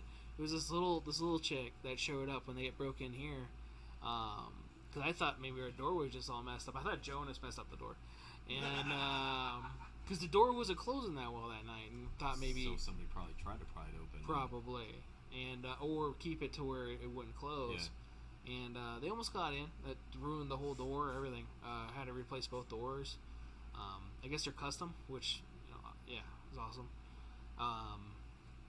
But so they did all that. But yeah, they called like, hey, do you want us to send anybody? I'll be right there. I want to make sure. I don't want you to send people. And Confront you. right. But at the same time, if there's nothing, I don't want to waste anybody's time. If anybody's listening to this and they get anything out of that story, send whoever it is. Yeah. Because you never know. And I missed a guy by like maybe a minute or two. Whoever was there. Wasn't somebody, I think I heard the story, somebody was sitting in the back where the recycling bin was, and somebody was taking out the trash, throwing a recycling bin, and somebody popped out. Yeah. And they had to draw on them? Did somebody draw on them? Somebody's drawing on every once in a while we get a person that sleeps next to the dumpsters or around them. I think it was Mike that was telling me the story. Yeah. It was like right before or right after the dumpster fire?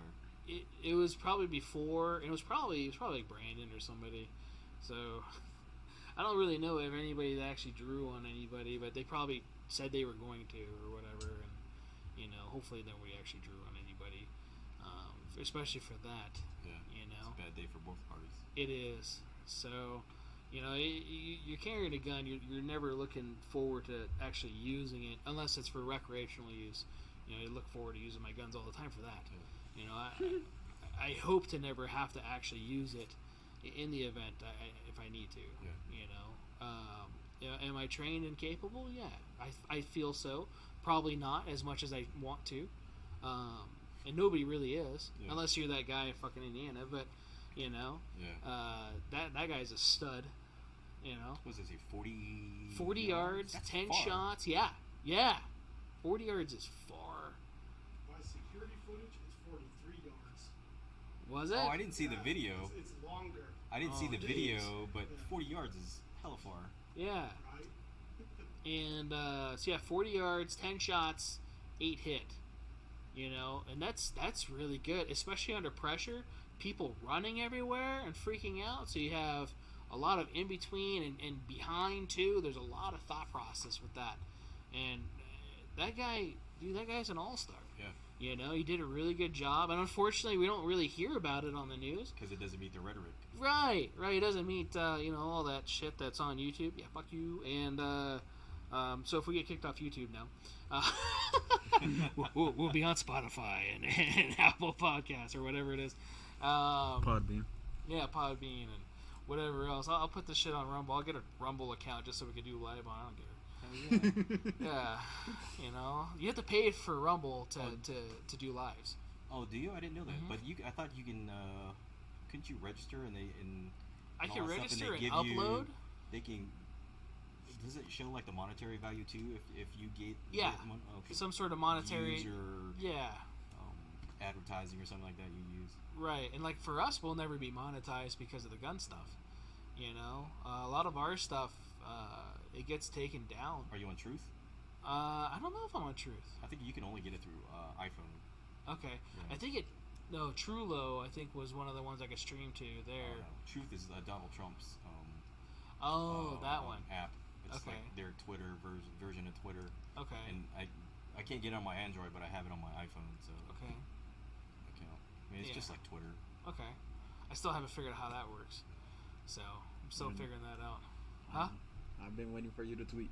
I did! There was a question that came up all the I other day. see on my Twitter is Yeah! CPM liked this. CPM retweeted this. Yeah, you liked something. Right. Was it today? Yeah. I saw that. I liked a few things on Twitter. Watch Today. this. Yeah, today. Yeah, I saw a that. few things, because it was like cars and guns, Yeah. which I was liking. Or today is, what's that one guy, Don Bajornio, or whatever it is? Today is, Bongino. yeah, it's July 21st, 2022, and Joe Biden's the worst president Still in the history. worst president. Yeah, he does that every day. Yeah, every day. Yeah.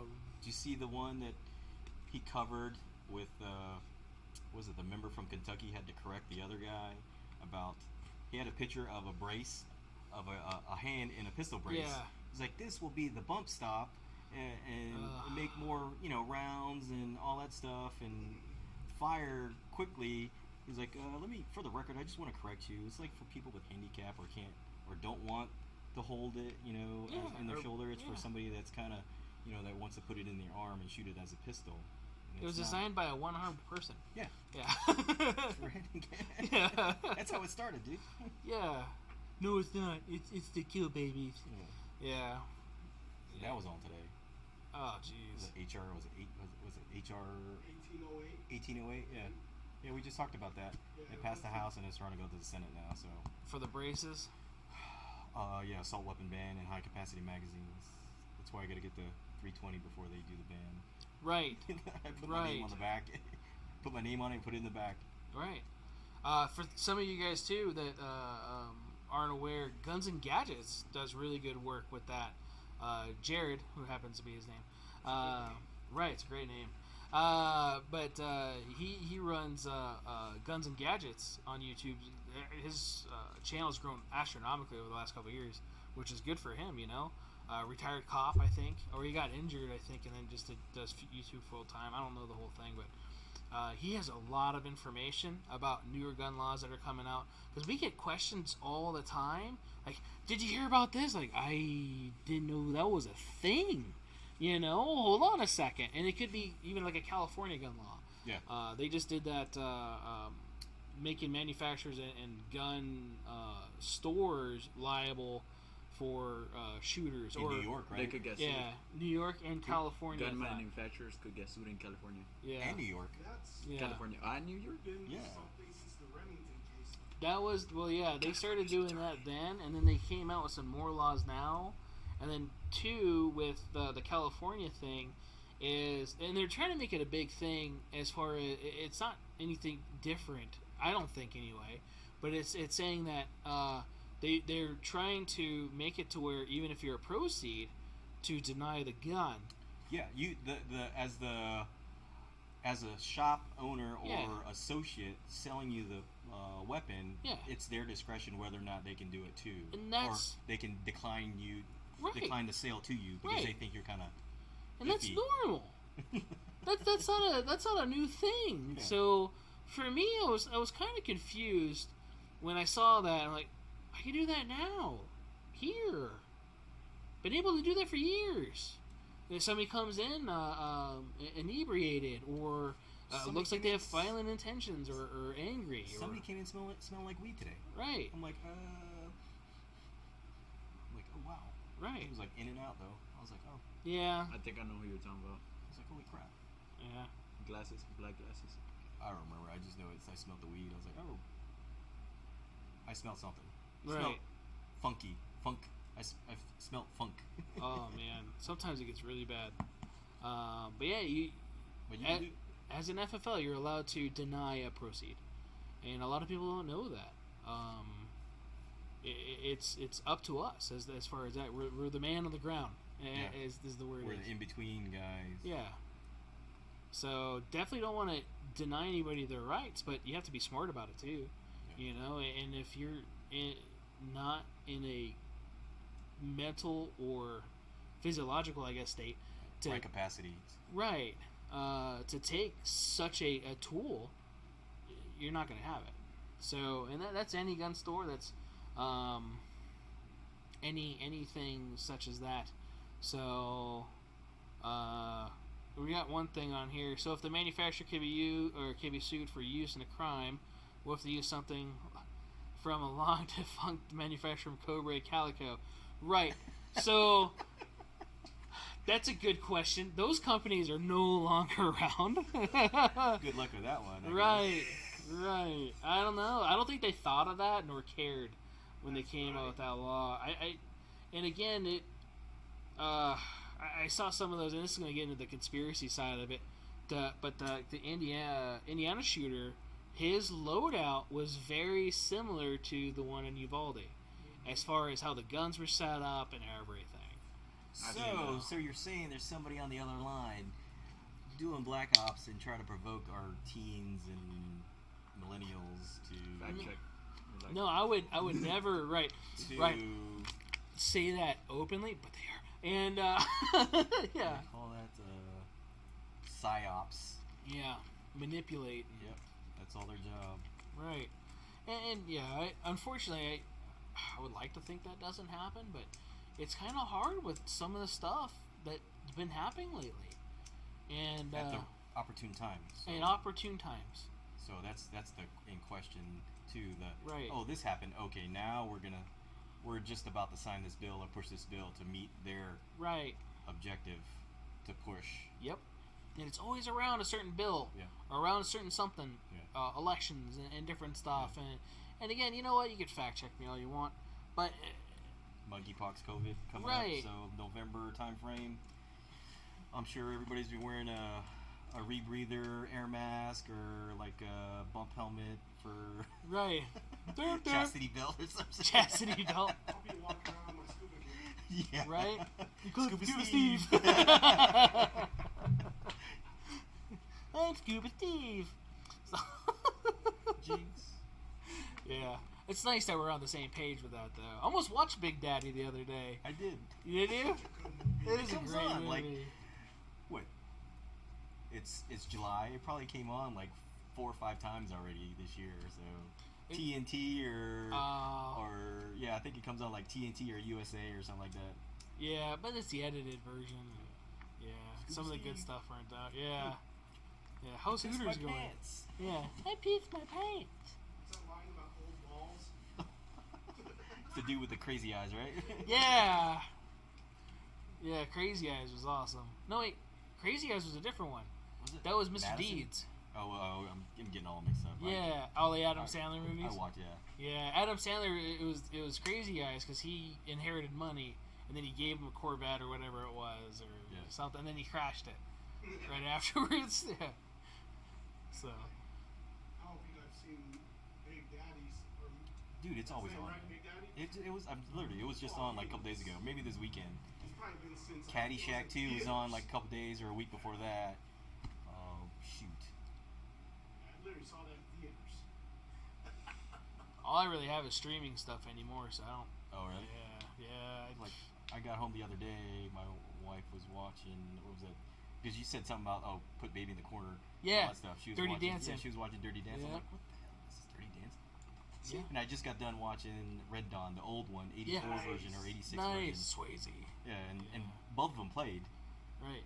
in that. Yeah. She was the girl that got Yeah, shot yeah. at the end. She was the one girl, yeah. She got shot at the end when she was eating the orange or some shit like that. Mm-hmm. And Yeah. Still Yeah, good. she had a lot of plastic surgery. Oh, yeah, her nose, right? After, all that stuff. I thought she looked good anyways. Yeah, she looked okay, yeah. She was in Ferris Bueller's Day Off. Yep. She was the sister. Yeah. Yeah. Yeah. Yeah. I grew up in the 80s, man. Yeah. I watched all those movies. She was also in Breakfast Club, right? No, she was in Breakfast That Club. was Ali Sheedy. Yeah. Dating myself. Right? Yeah, there was the redhead. Emilio Estevez. Yeah.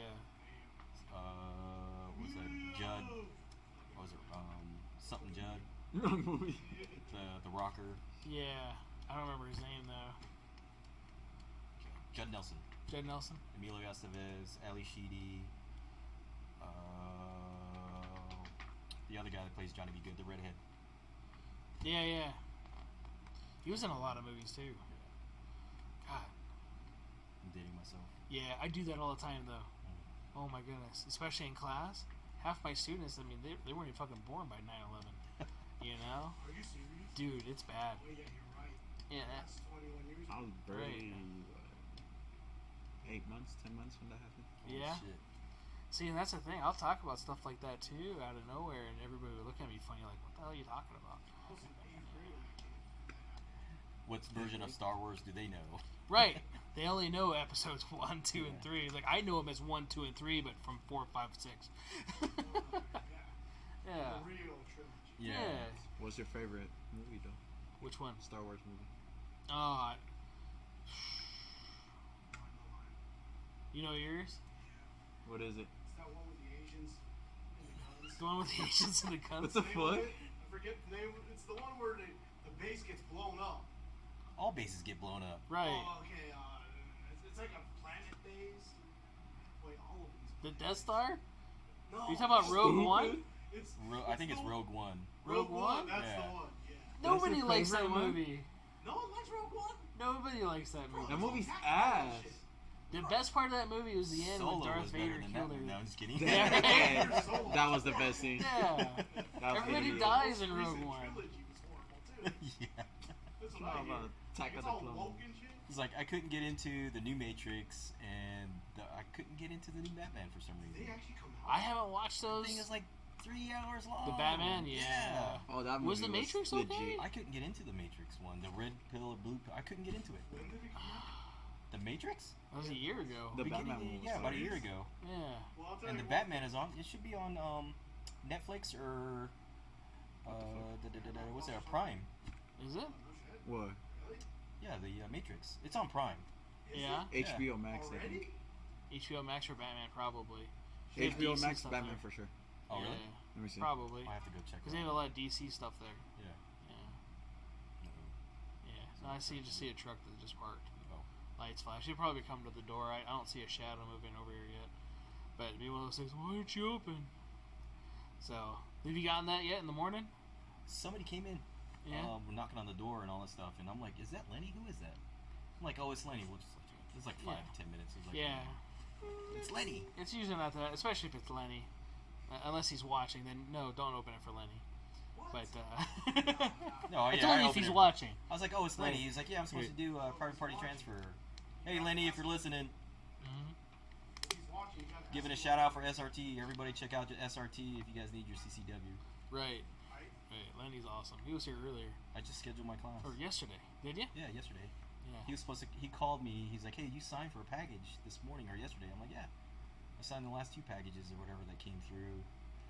He's like, "Okay, we'll be there in half an hour." And I had left at like 2:30, and when I was at home, I called to schedule an appointment with SRT to do my CCW, and I talked to Melissa. She's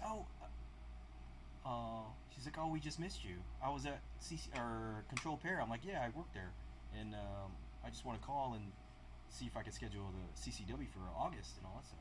Yeah. Because I missed the July 9th one. She's like, "I was just over there." Like, I probably met her before. Melissa. Yeah. I've probably seen her before. I just didn't recognize the voice. I'll put have a like picture the of right her face. hand of Lenny. Yeah. She's Right. always there, pretty much. Yeah, she was cool. She said she was cool on the phone. Oh yeah, She she's said, awesome. you just came out there. You Right. just left. He keeps on going in and out of his truck. I don't know what's going on over there. It's like the lights are coming on, they're unlocking. He just got here, so maybe he was pre-gaming. I don't know. I We'll guess see. you should. It's Yeah. 103 degrees out. Still? What would you drink right now? Yeah, my watch says it's 108 101. outside. Are you serious? 100 Yeah, what? 108. I got a watch like you You and got me Chris. fucked I won't wear it up. because you guys had it. All three. They would have been. I'm like, Yeah.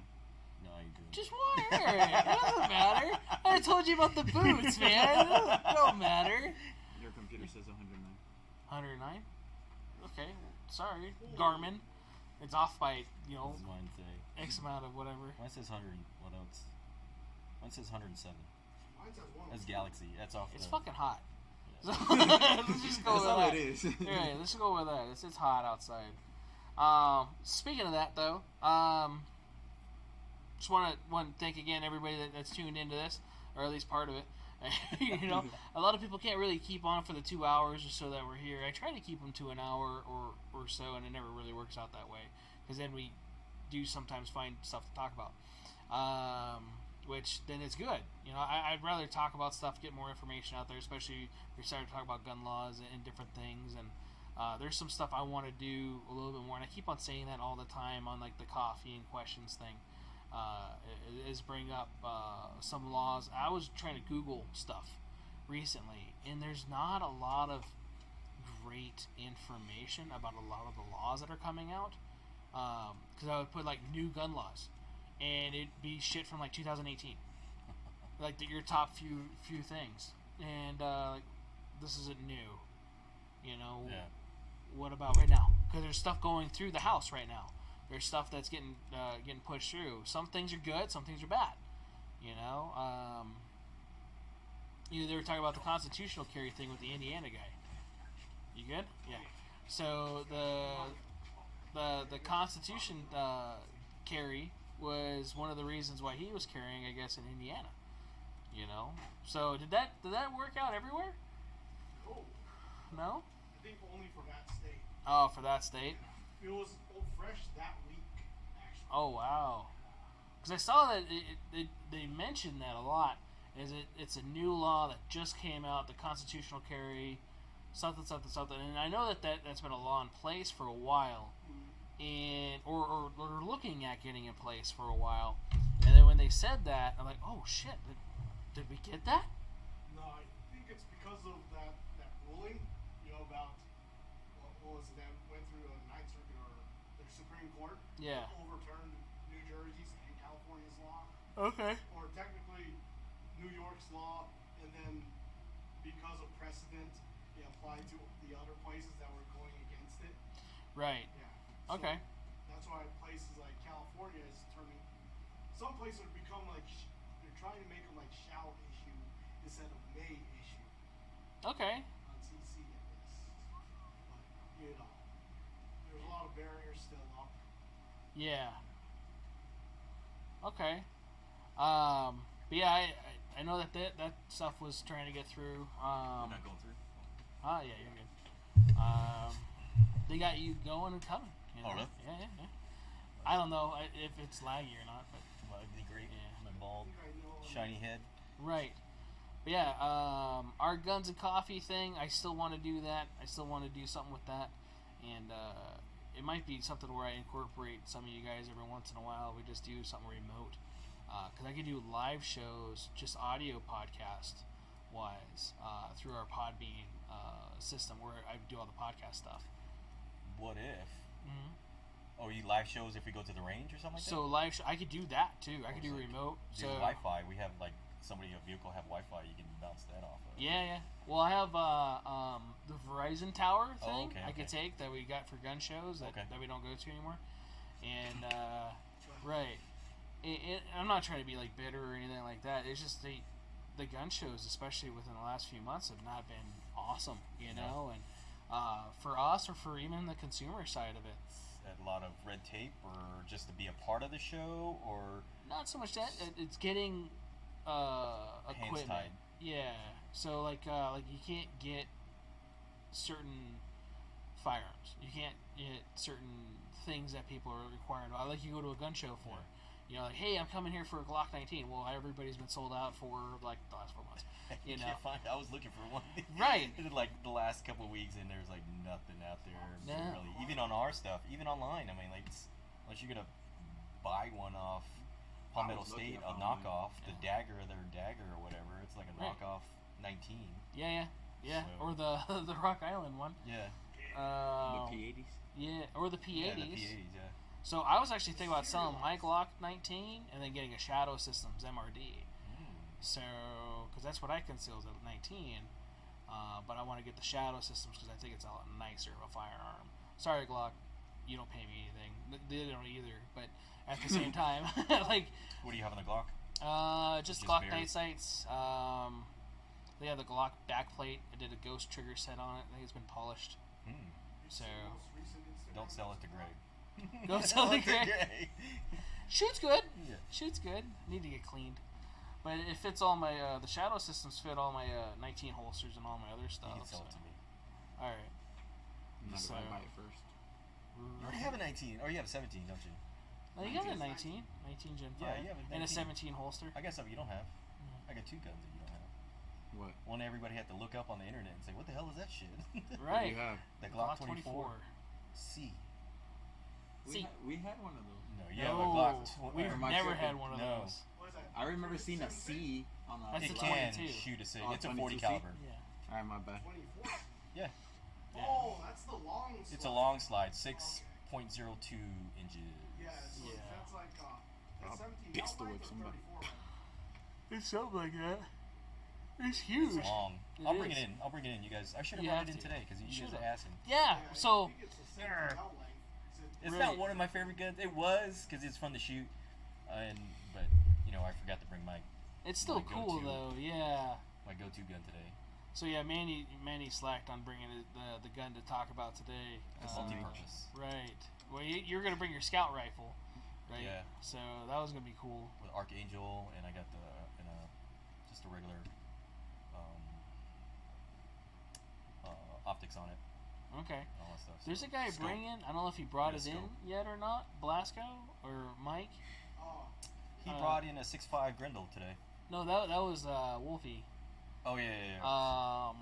But yeah, he's supposed to be bringing in a Remington 700 with an Archangel kit, Vortex optic, and like 900 rounds of 308. Oh, Mike Blasco. Yeah. Oh, okay. He was in here yesterday. Okay, yeah, because he's gonna sell Greg. I don't know if I should say this so we don't have anybody knocking at their doors, but they were talking about buying something. So yeah, and obviously it'd be all legit and He stuff picked up too. his shotgun yesterday. Yeah, the 930. Yeah. Yeah, The Mossberg. yeah, the tactical 930. Yeah. Yeah, because he lost all his other ones, so he needed something for home. So he doesn't have anything else, just one shotgun. So if Yeah. anybody's asking, It's like gas operated. That's all I know. Gas piston. it is. It is. Less Mhm. pain or thump on the Right. besides the inertial one, like the Stoger that we had. Yeah, the Stoger one. Yeah, the Stoger one came down in price too. Again, Yeah. 525 or did it below 525? I think he was gonna bring it down more, Oh. and then I'm like, well, it's a good gun. It should go for that. I don't want anybody to get lowballed, especially if it's something. But I also don't want to rip people off either. Yeah. So I think it's a fair price for what it is. And he was talking about bringing it down. So if somebody actually makes a good offer on it, but that goes with a lot of the consignment guns too. So it makes a fair offer most of the time, as long as it's fair, and you're not like, yeah, I'll give $200 for this gun. It has $1,800 on the tag or something like that. No you way. know, You're but like, I've had those before. Really? Like, yeah, call them. All right, and then go in the back and kind of like I remember that guy with the brand. didn't pick up. I'll leave a voicemail, sort Yeah. of thing. And yeah, I'm not gonna. I can't call somebody like yeah, that. because there's certain individuals that consign or do a lot of sales through here that they're not going to say, like, no, hell no. No, yeah. I've learned that in the last week and a half. Right. Yeah, you've been meeting a lot of our regulars. Yeah. So it's good. bunch of characters. I like them. Yeah. They're funny. It's good, and this is why we do this. Yeah. So Learn a lot too, and we're like, wow, you have this? I'm like, really? Oh yeah. Yep. Yeah. We should have Mr. Lee on this. Mr. Lee, Leighton Lee. Oh, Leighton, he is awesome. Yeah. He has like the most pristine collection of cool shit. He has only 2 CZs, Jonas. Okay. No, he has like. He has 2 CZs. Are you sure it's only 2? He only has 2. Oh, He no. lost the Yeah. rest. He had to sell everything else just because Oh, did you guys see that video? Yes. Was it the sheriff went over to somebody's house? I forgot what state it was in. Maryland. Was it Maryland? They're like knocking on the ATF guys. was. Yeah. Was it ATF? Was that the I video thought it you was a sent me sheriff. the other day? They're trying to Yeah. see because he bought a couple guns. Yeah. And They want to see if he was doing straw purchases and Yeah. stuff, and which is a real thing. A lot of people don't realize that. Right, you get flagged if you buy X amount of guns in a certain time period. yeah. And For real? yeah, 2 or more, I think. That yeah, sounds racist. right. But that's the thing too. There's some people that will buy from different stores or like get transfers and different Yeah. stuff and in different places. So yeah, their name will come up in different things, and you'll probably get visited. And it's usually a nice visit. It's like, hey, we just want to make sure this is you. Do you still have it, or is it gone? Right. What's the serial number? I need to see. Like, Right, and it's again a friendly visit until you make it not a friendly visit. I don't think, but luckily I never had one of those. Never wanted to really provoke to have one of those Yeah. though too, And I always try to work with those guys as much as possible because they're still good out there, and there's bad in everything. so I have a buddy that I used to work with in South Carolina. He got out, became a cop, and then started working for the ATF out there in Illinois. Yeah, So, of all places, Chicago. right. He was from Ops. Chicago, ended up being a cop, and then went to work for the ATF and all that stuff. So, haven't heard from him in a while. I thought you were showing He's on me my this Facebook, but question. I haven't heard from him in a while. So, Yeah. he's still out there. Oh, that's good. I had a call from a Chicago guy not that long ago, Yeah. looking to see about some stuff. Like, you're where? Chicago? I'm in Las Vegas, right? Nevada?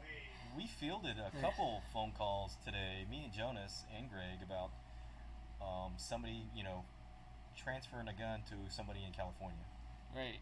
and all that stuff. California is like stickler on Right. what they have, like the fin in the back and what type of gun is it California Yep. compliant and all that, and their list is long, and if it's not in the LE list Right. for them, like the 18, you can't buy the P320 M18 or the M17, No. and It has to be purchased by law enforcement. yeah, Uh, over there. Yeah. And intrafamilial is one variation, but it has to come from parent down. Yeah, not from. Yeah. So yeah, Yeah. their laws are definitely a little weird. I sent you guys the video with the DOJ going to check a low receiver on Instagram. Did you guys watch it? It was like it's long. I Like think so. 7-8 minutes long. That's probably why I started watching. Like, fuck this, and then I was like, well, okay, I'll watch it. And the DOJ over there went to a guy's house, and this was like 2 years ago. So it said that the day was 2020. So Shit, they can't even get their Right. shit straight now. So Right. they can go to your house. well, and they were trying to be nice. They're like we just gotta check to see if this gun is legal. So it was a registered gun. He did everything right. He just moved there from Texas, I guess, and he did all the registration right. And he had a visit from DOJ Is it in Cali? in Cali, and a whole bunch of cops. Yeah, because they want you to register your weapons. Right. They want you don't have. I think it's you didn't have to. Oh, is it over here? You don't have to. But they Over want here you don't have to. Over Yeah. there, like right before I left, it was like a thing. Like after, like for military, like you had 90 days or 30 days after your weapon comes into the state, and then if it's on their list, then you're gonna have to get rid of it or turn it in or some shit like that. Yeah. So, like, Yeah. that's crazy. Bury that yeah, shit. California's crazy, man. That deals with Yeah, drug I mean- stuff, right? Ammo, they're charging you $1.99 or something like $1 for even if you're on the registry, they'll charge you $1, and if you're not, then they're gonna charge you to look, like maybe $2 or some shit or $20 just to look to see if your name's on there. Oh, for the ammo? Yeah, if you purchase a 30. gun in there and you're in the system, then you're good. You only pay the $1. If not, then they're it's like 30. I think it's a gun. I think it's 20 or 25, 1999, some shit like that. And I know because last year, that's where I come from. Or you only California's been here for a year? ass. Huh? You only been in Vegas for a year? Yeah. About a year. So you got here at the same time as me. Yeah. Well, I got here last, April. Because I thought it was... So a little over a year. We signed for the house in June, like 17th, but we didn't actually move up here until the end of July, I think. They ask you to. Like when you buy ammo in California, they're like, have you bought a gun within the last 3 years, 2 years? Yeah. Yes? Okay. $1. You're in the system. Nope. Yeah. $30. Yeah. That's dumb. Yeah, it's dumb. Their general fund has money from other stuff that they don't use it for. Right. Because they didn't want to give up the $4 billion that Trump gave them to run the line, the speed line to From Vegas to LA? Ontario or like Victorville or the rail line or some shit like that, high speed rail. They didn't want to give back the money, so. Elon Musk could save us. We talked to another guy when I was working this past weekend. This guy from West Hollywood. He was telling us a story. He's like, "Yeah, I've been trying to get my wife to move out of Cali for like the longest time, for the last 3 years." He's like, "The straw that broke a camel's back was somebody getting shot in front of my house 11 times." He lived in West Hollywood. Damn. Yeah. And he's been up here. It was his first time through here this past weekend, and he came up here in April. He's like, we came up here for a weekend and looked at 12 or 13 houses. He's like, I told my wife to pick one, and this and that and the other. He's like, I like that one, which is like literally across the desert. Was it Desert Shores? It's like a huge home. He was like showing us pictures. It's a huge home. He's like, and then we moved up. He's like, only been up here for like since like a couple weeks. I think. A couple weeks. He said he was shot 11 times. The dude in California was shot. Yeah, Not in the front guy of his that house. moved That's here. one round over the legal limits. Yeah. Unless he changed magazines. 10 plus 1. He said Like that? he said his neighbor's car was totaled because it had all the like a bullet hole, a bunch of bullet holes through it too. Oh my He said God. that was the straw that broke the camel's back for him and wife to move up here. And then his father-in-law's house got broken into, or his father's house got broken into, and then he ended up showing them. That was a good catch, Jonas. You like that? That was a good catch. I wasn't thinking, man. 10 plus 1. 10 plus 1, yeah. Well, at least just for that guy, not killing the car or anything else, so. Right? Extendos, they're not legal there, but it's odd how they still get used. Anyway. That's just how he is. Right. Oh yeah. All bad guys. Yeah. And he used to be a sheriff too. I don't get it. He used to be. I think he was a sworn peace officer. Your buddy? As a chief of police or a sheriff or something like that. Your buddy? No, the Gaston, Yeah, the Gaston. DA. Oh, They're okay. DA of LA. Yeah, I don't know. He's all I don't understand why they allow half that shit that's going on over there. Because we get customers in here all the time that talks about how people are camping in their backyards and shit. And Up in San Francisco area, Bay Area. Ventura. Yeah, Oh, outside down in LA. LA and stuff. Yeah. And they can't do anything about it. They're just allowed to come and go as they please. And yeah, there was a couple of people that were claiming their houses as their own. Homeless people. Yeah, and they couldn't even kick them out or anything. aerial picture in San Jose of that entire area on the riverbank. No. It's all full-on campground. I mean, it looks like more set up than a KOA. Oh my God. Wait, did I just KOA campsite. Yeah. They got the theater and then Are those still around? yeah, they're still around. Yeah, they have KOAs. Yeah. We used to have one here about by the Circus. Circus still has it. Everybody Oh, pulls their yeah. camper, their Yeah. campers and all that stuff, and yeah, there's you go farther east. You go east. I mean, it's people go camping with their RVs and all that stuff, so that's where they stop. Yeah, when I was looking for a couple places to go, KOA show up on maps. Hell yeah. Yeah, for campsites and different stuff. So there's still a thing over here. What was that movie? The second American Pie, where he does the thing with the kids camp. It looks like a KOA.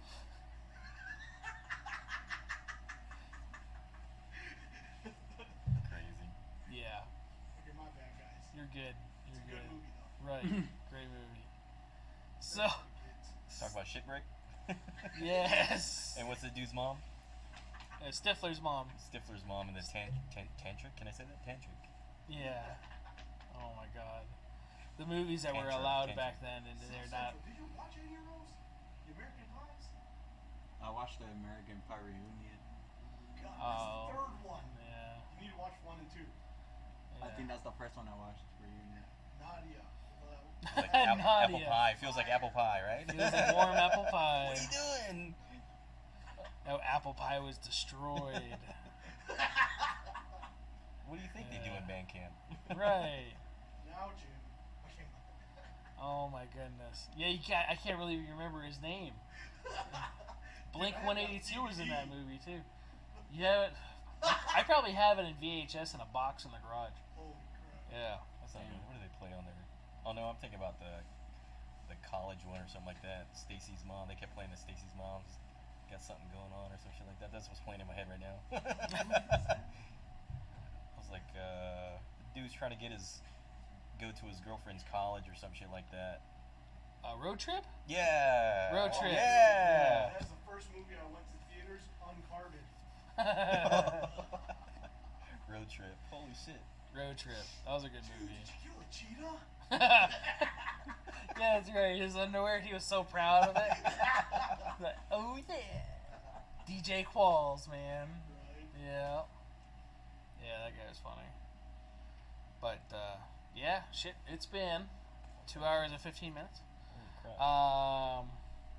We're starting to get, I think, a little loopy. We're starting to quote movies from 20, 25 years ago. Yeah. Movies. You're right. Wholesome. Great movies. Great movies. Definitely part of American heritage. Non-woke. Huh? Non-woke. Yes. Yeah, way before any of this shit. Oh my God. Donuts. Right? Yes. So, thanks again for tuning in to us live here on YouTube. Thank you again, Manny, for being here. Yes, sir. Welcome. For those of you that have been trying to watch the live stream, and I think it's been kicking me on and off. I think I've been staring at the same picture of myself on my phone for a while. And, yeah, that keeps on blanking out or not. So the recorded version should be up, hopefully either tomorrow morning or whatever, along with the audio version. I do take those, try to clean them up as best as possible, and put those out there. The odd part is the lives usually get more views than the recorded versions, even though the lives tend to be a little bit more screwed up. So, oh, you're looking to see if it's there? Yeah. So, all our links to find us, or should be on the screen right about now. It may not be because of the lag, but as far as South Central shows me with his face, they're on there. So it shows our Spotify. We have a Twitter. We have a Twitter account. I've been trying to the tweet. The twit it. Yes. These are And FNG. right. Trying to put more stuff on there. I put the Jeep pictures from when Dalton and I went out there. top. Yep. That was a fun trip. So I try to put that stuff out there, and but try to do more with that and grow our social media stuff up a little bit more as well. Which, you know, I guess that's how you grow business now. Yeah. Is all social media. Connected. Yeah. Non-woke connected. Right. And that's the thing I like about the podcast part too, is the audio parts of it. So going out to all the podcast mediums, is it is all First Amendment, and I could have my own opinion, and I could say stuff to where it's not, you know, if you're going to get offensive, you're not going to listen to it anyway. So, yeah, it's one of those things. So, I like that a lot. Other than that, guys, thanks again for tuning in, and tune in next week, Thursday, live at 7-ish, right? Thursday-ish? Thursday-ish, 7-ish, right? Plus or minus 10. Right. Fuck, man. And Deviation. right. Hopefully we don't have that many issues next week, but I don't know, man. I was trying to get the computer to work good before this, so. Today was a solar flare day, right? Solar flare day today. So. Some inversion yeah. going on then, huh? Yeah. The only flares I know is hip hop is breakdancing, so. Thanks again, guys, for tuning in, and tune in next time. Appreciate you.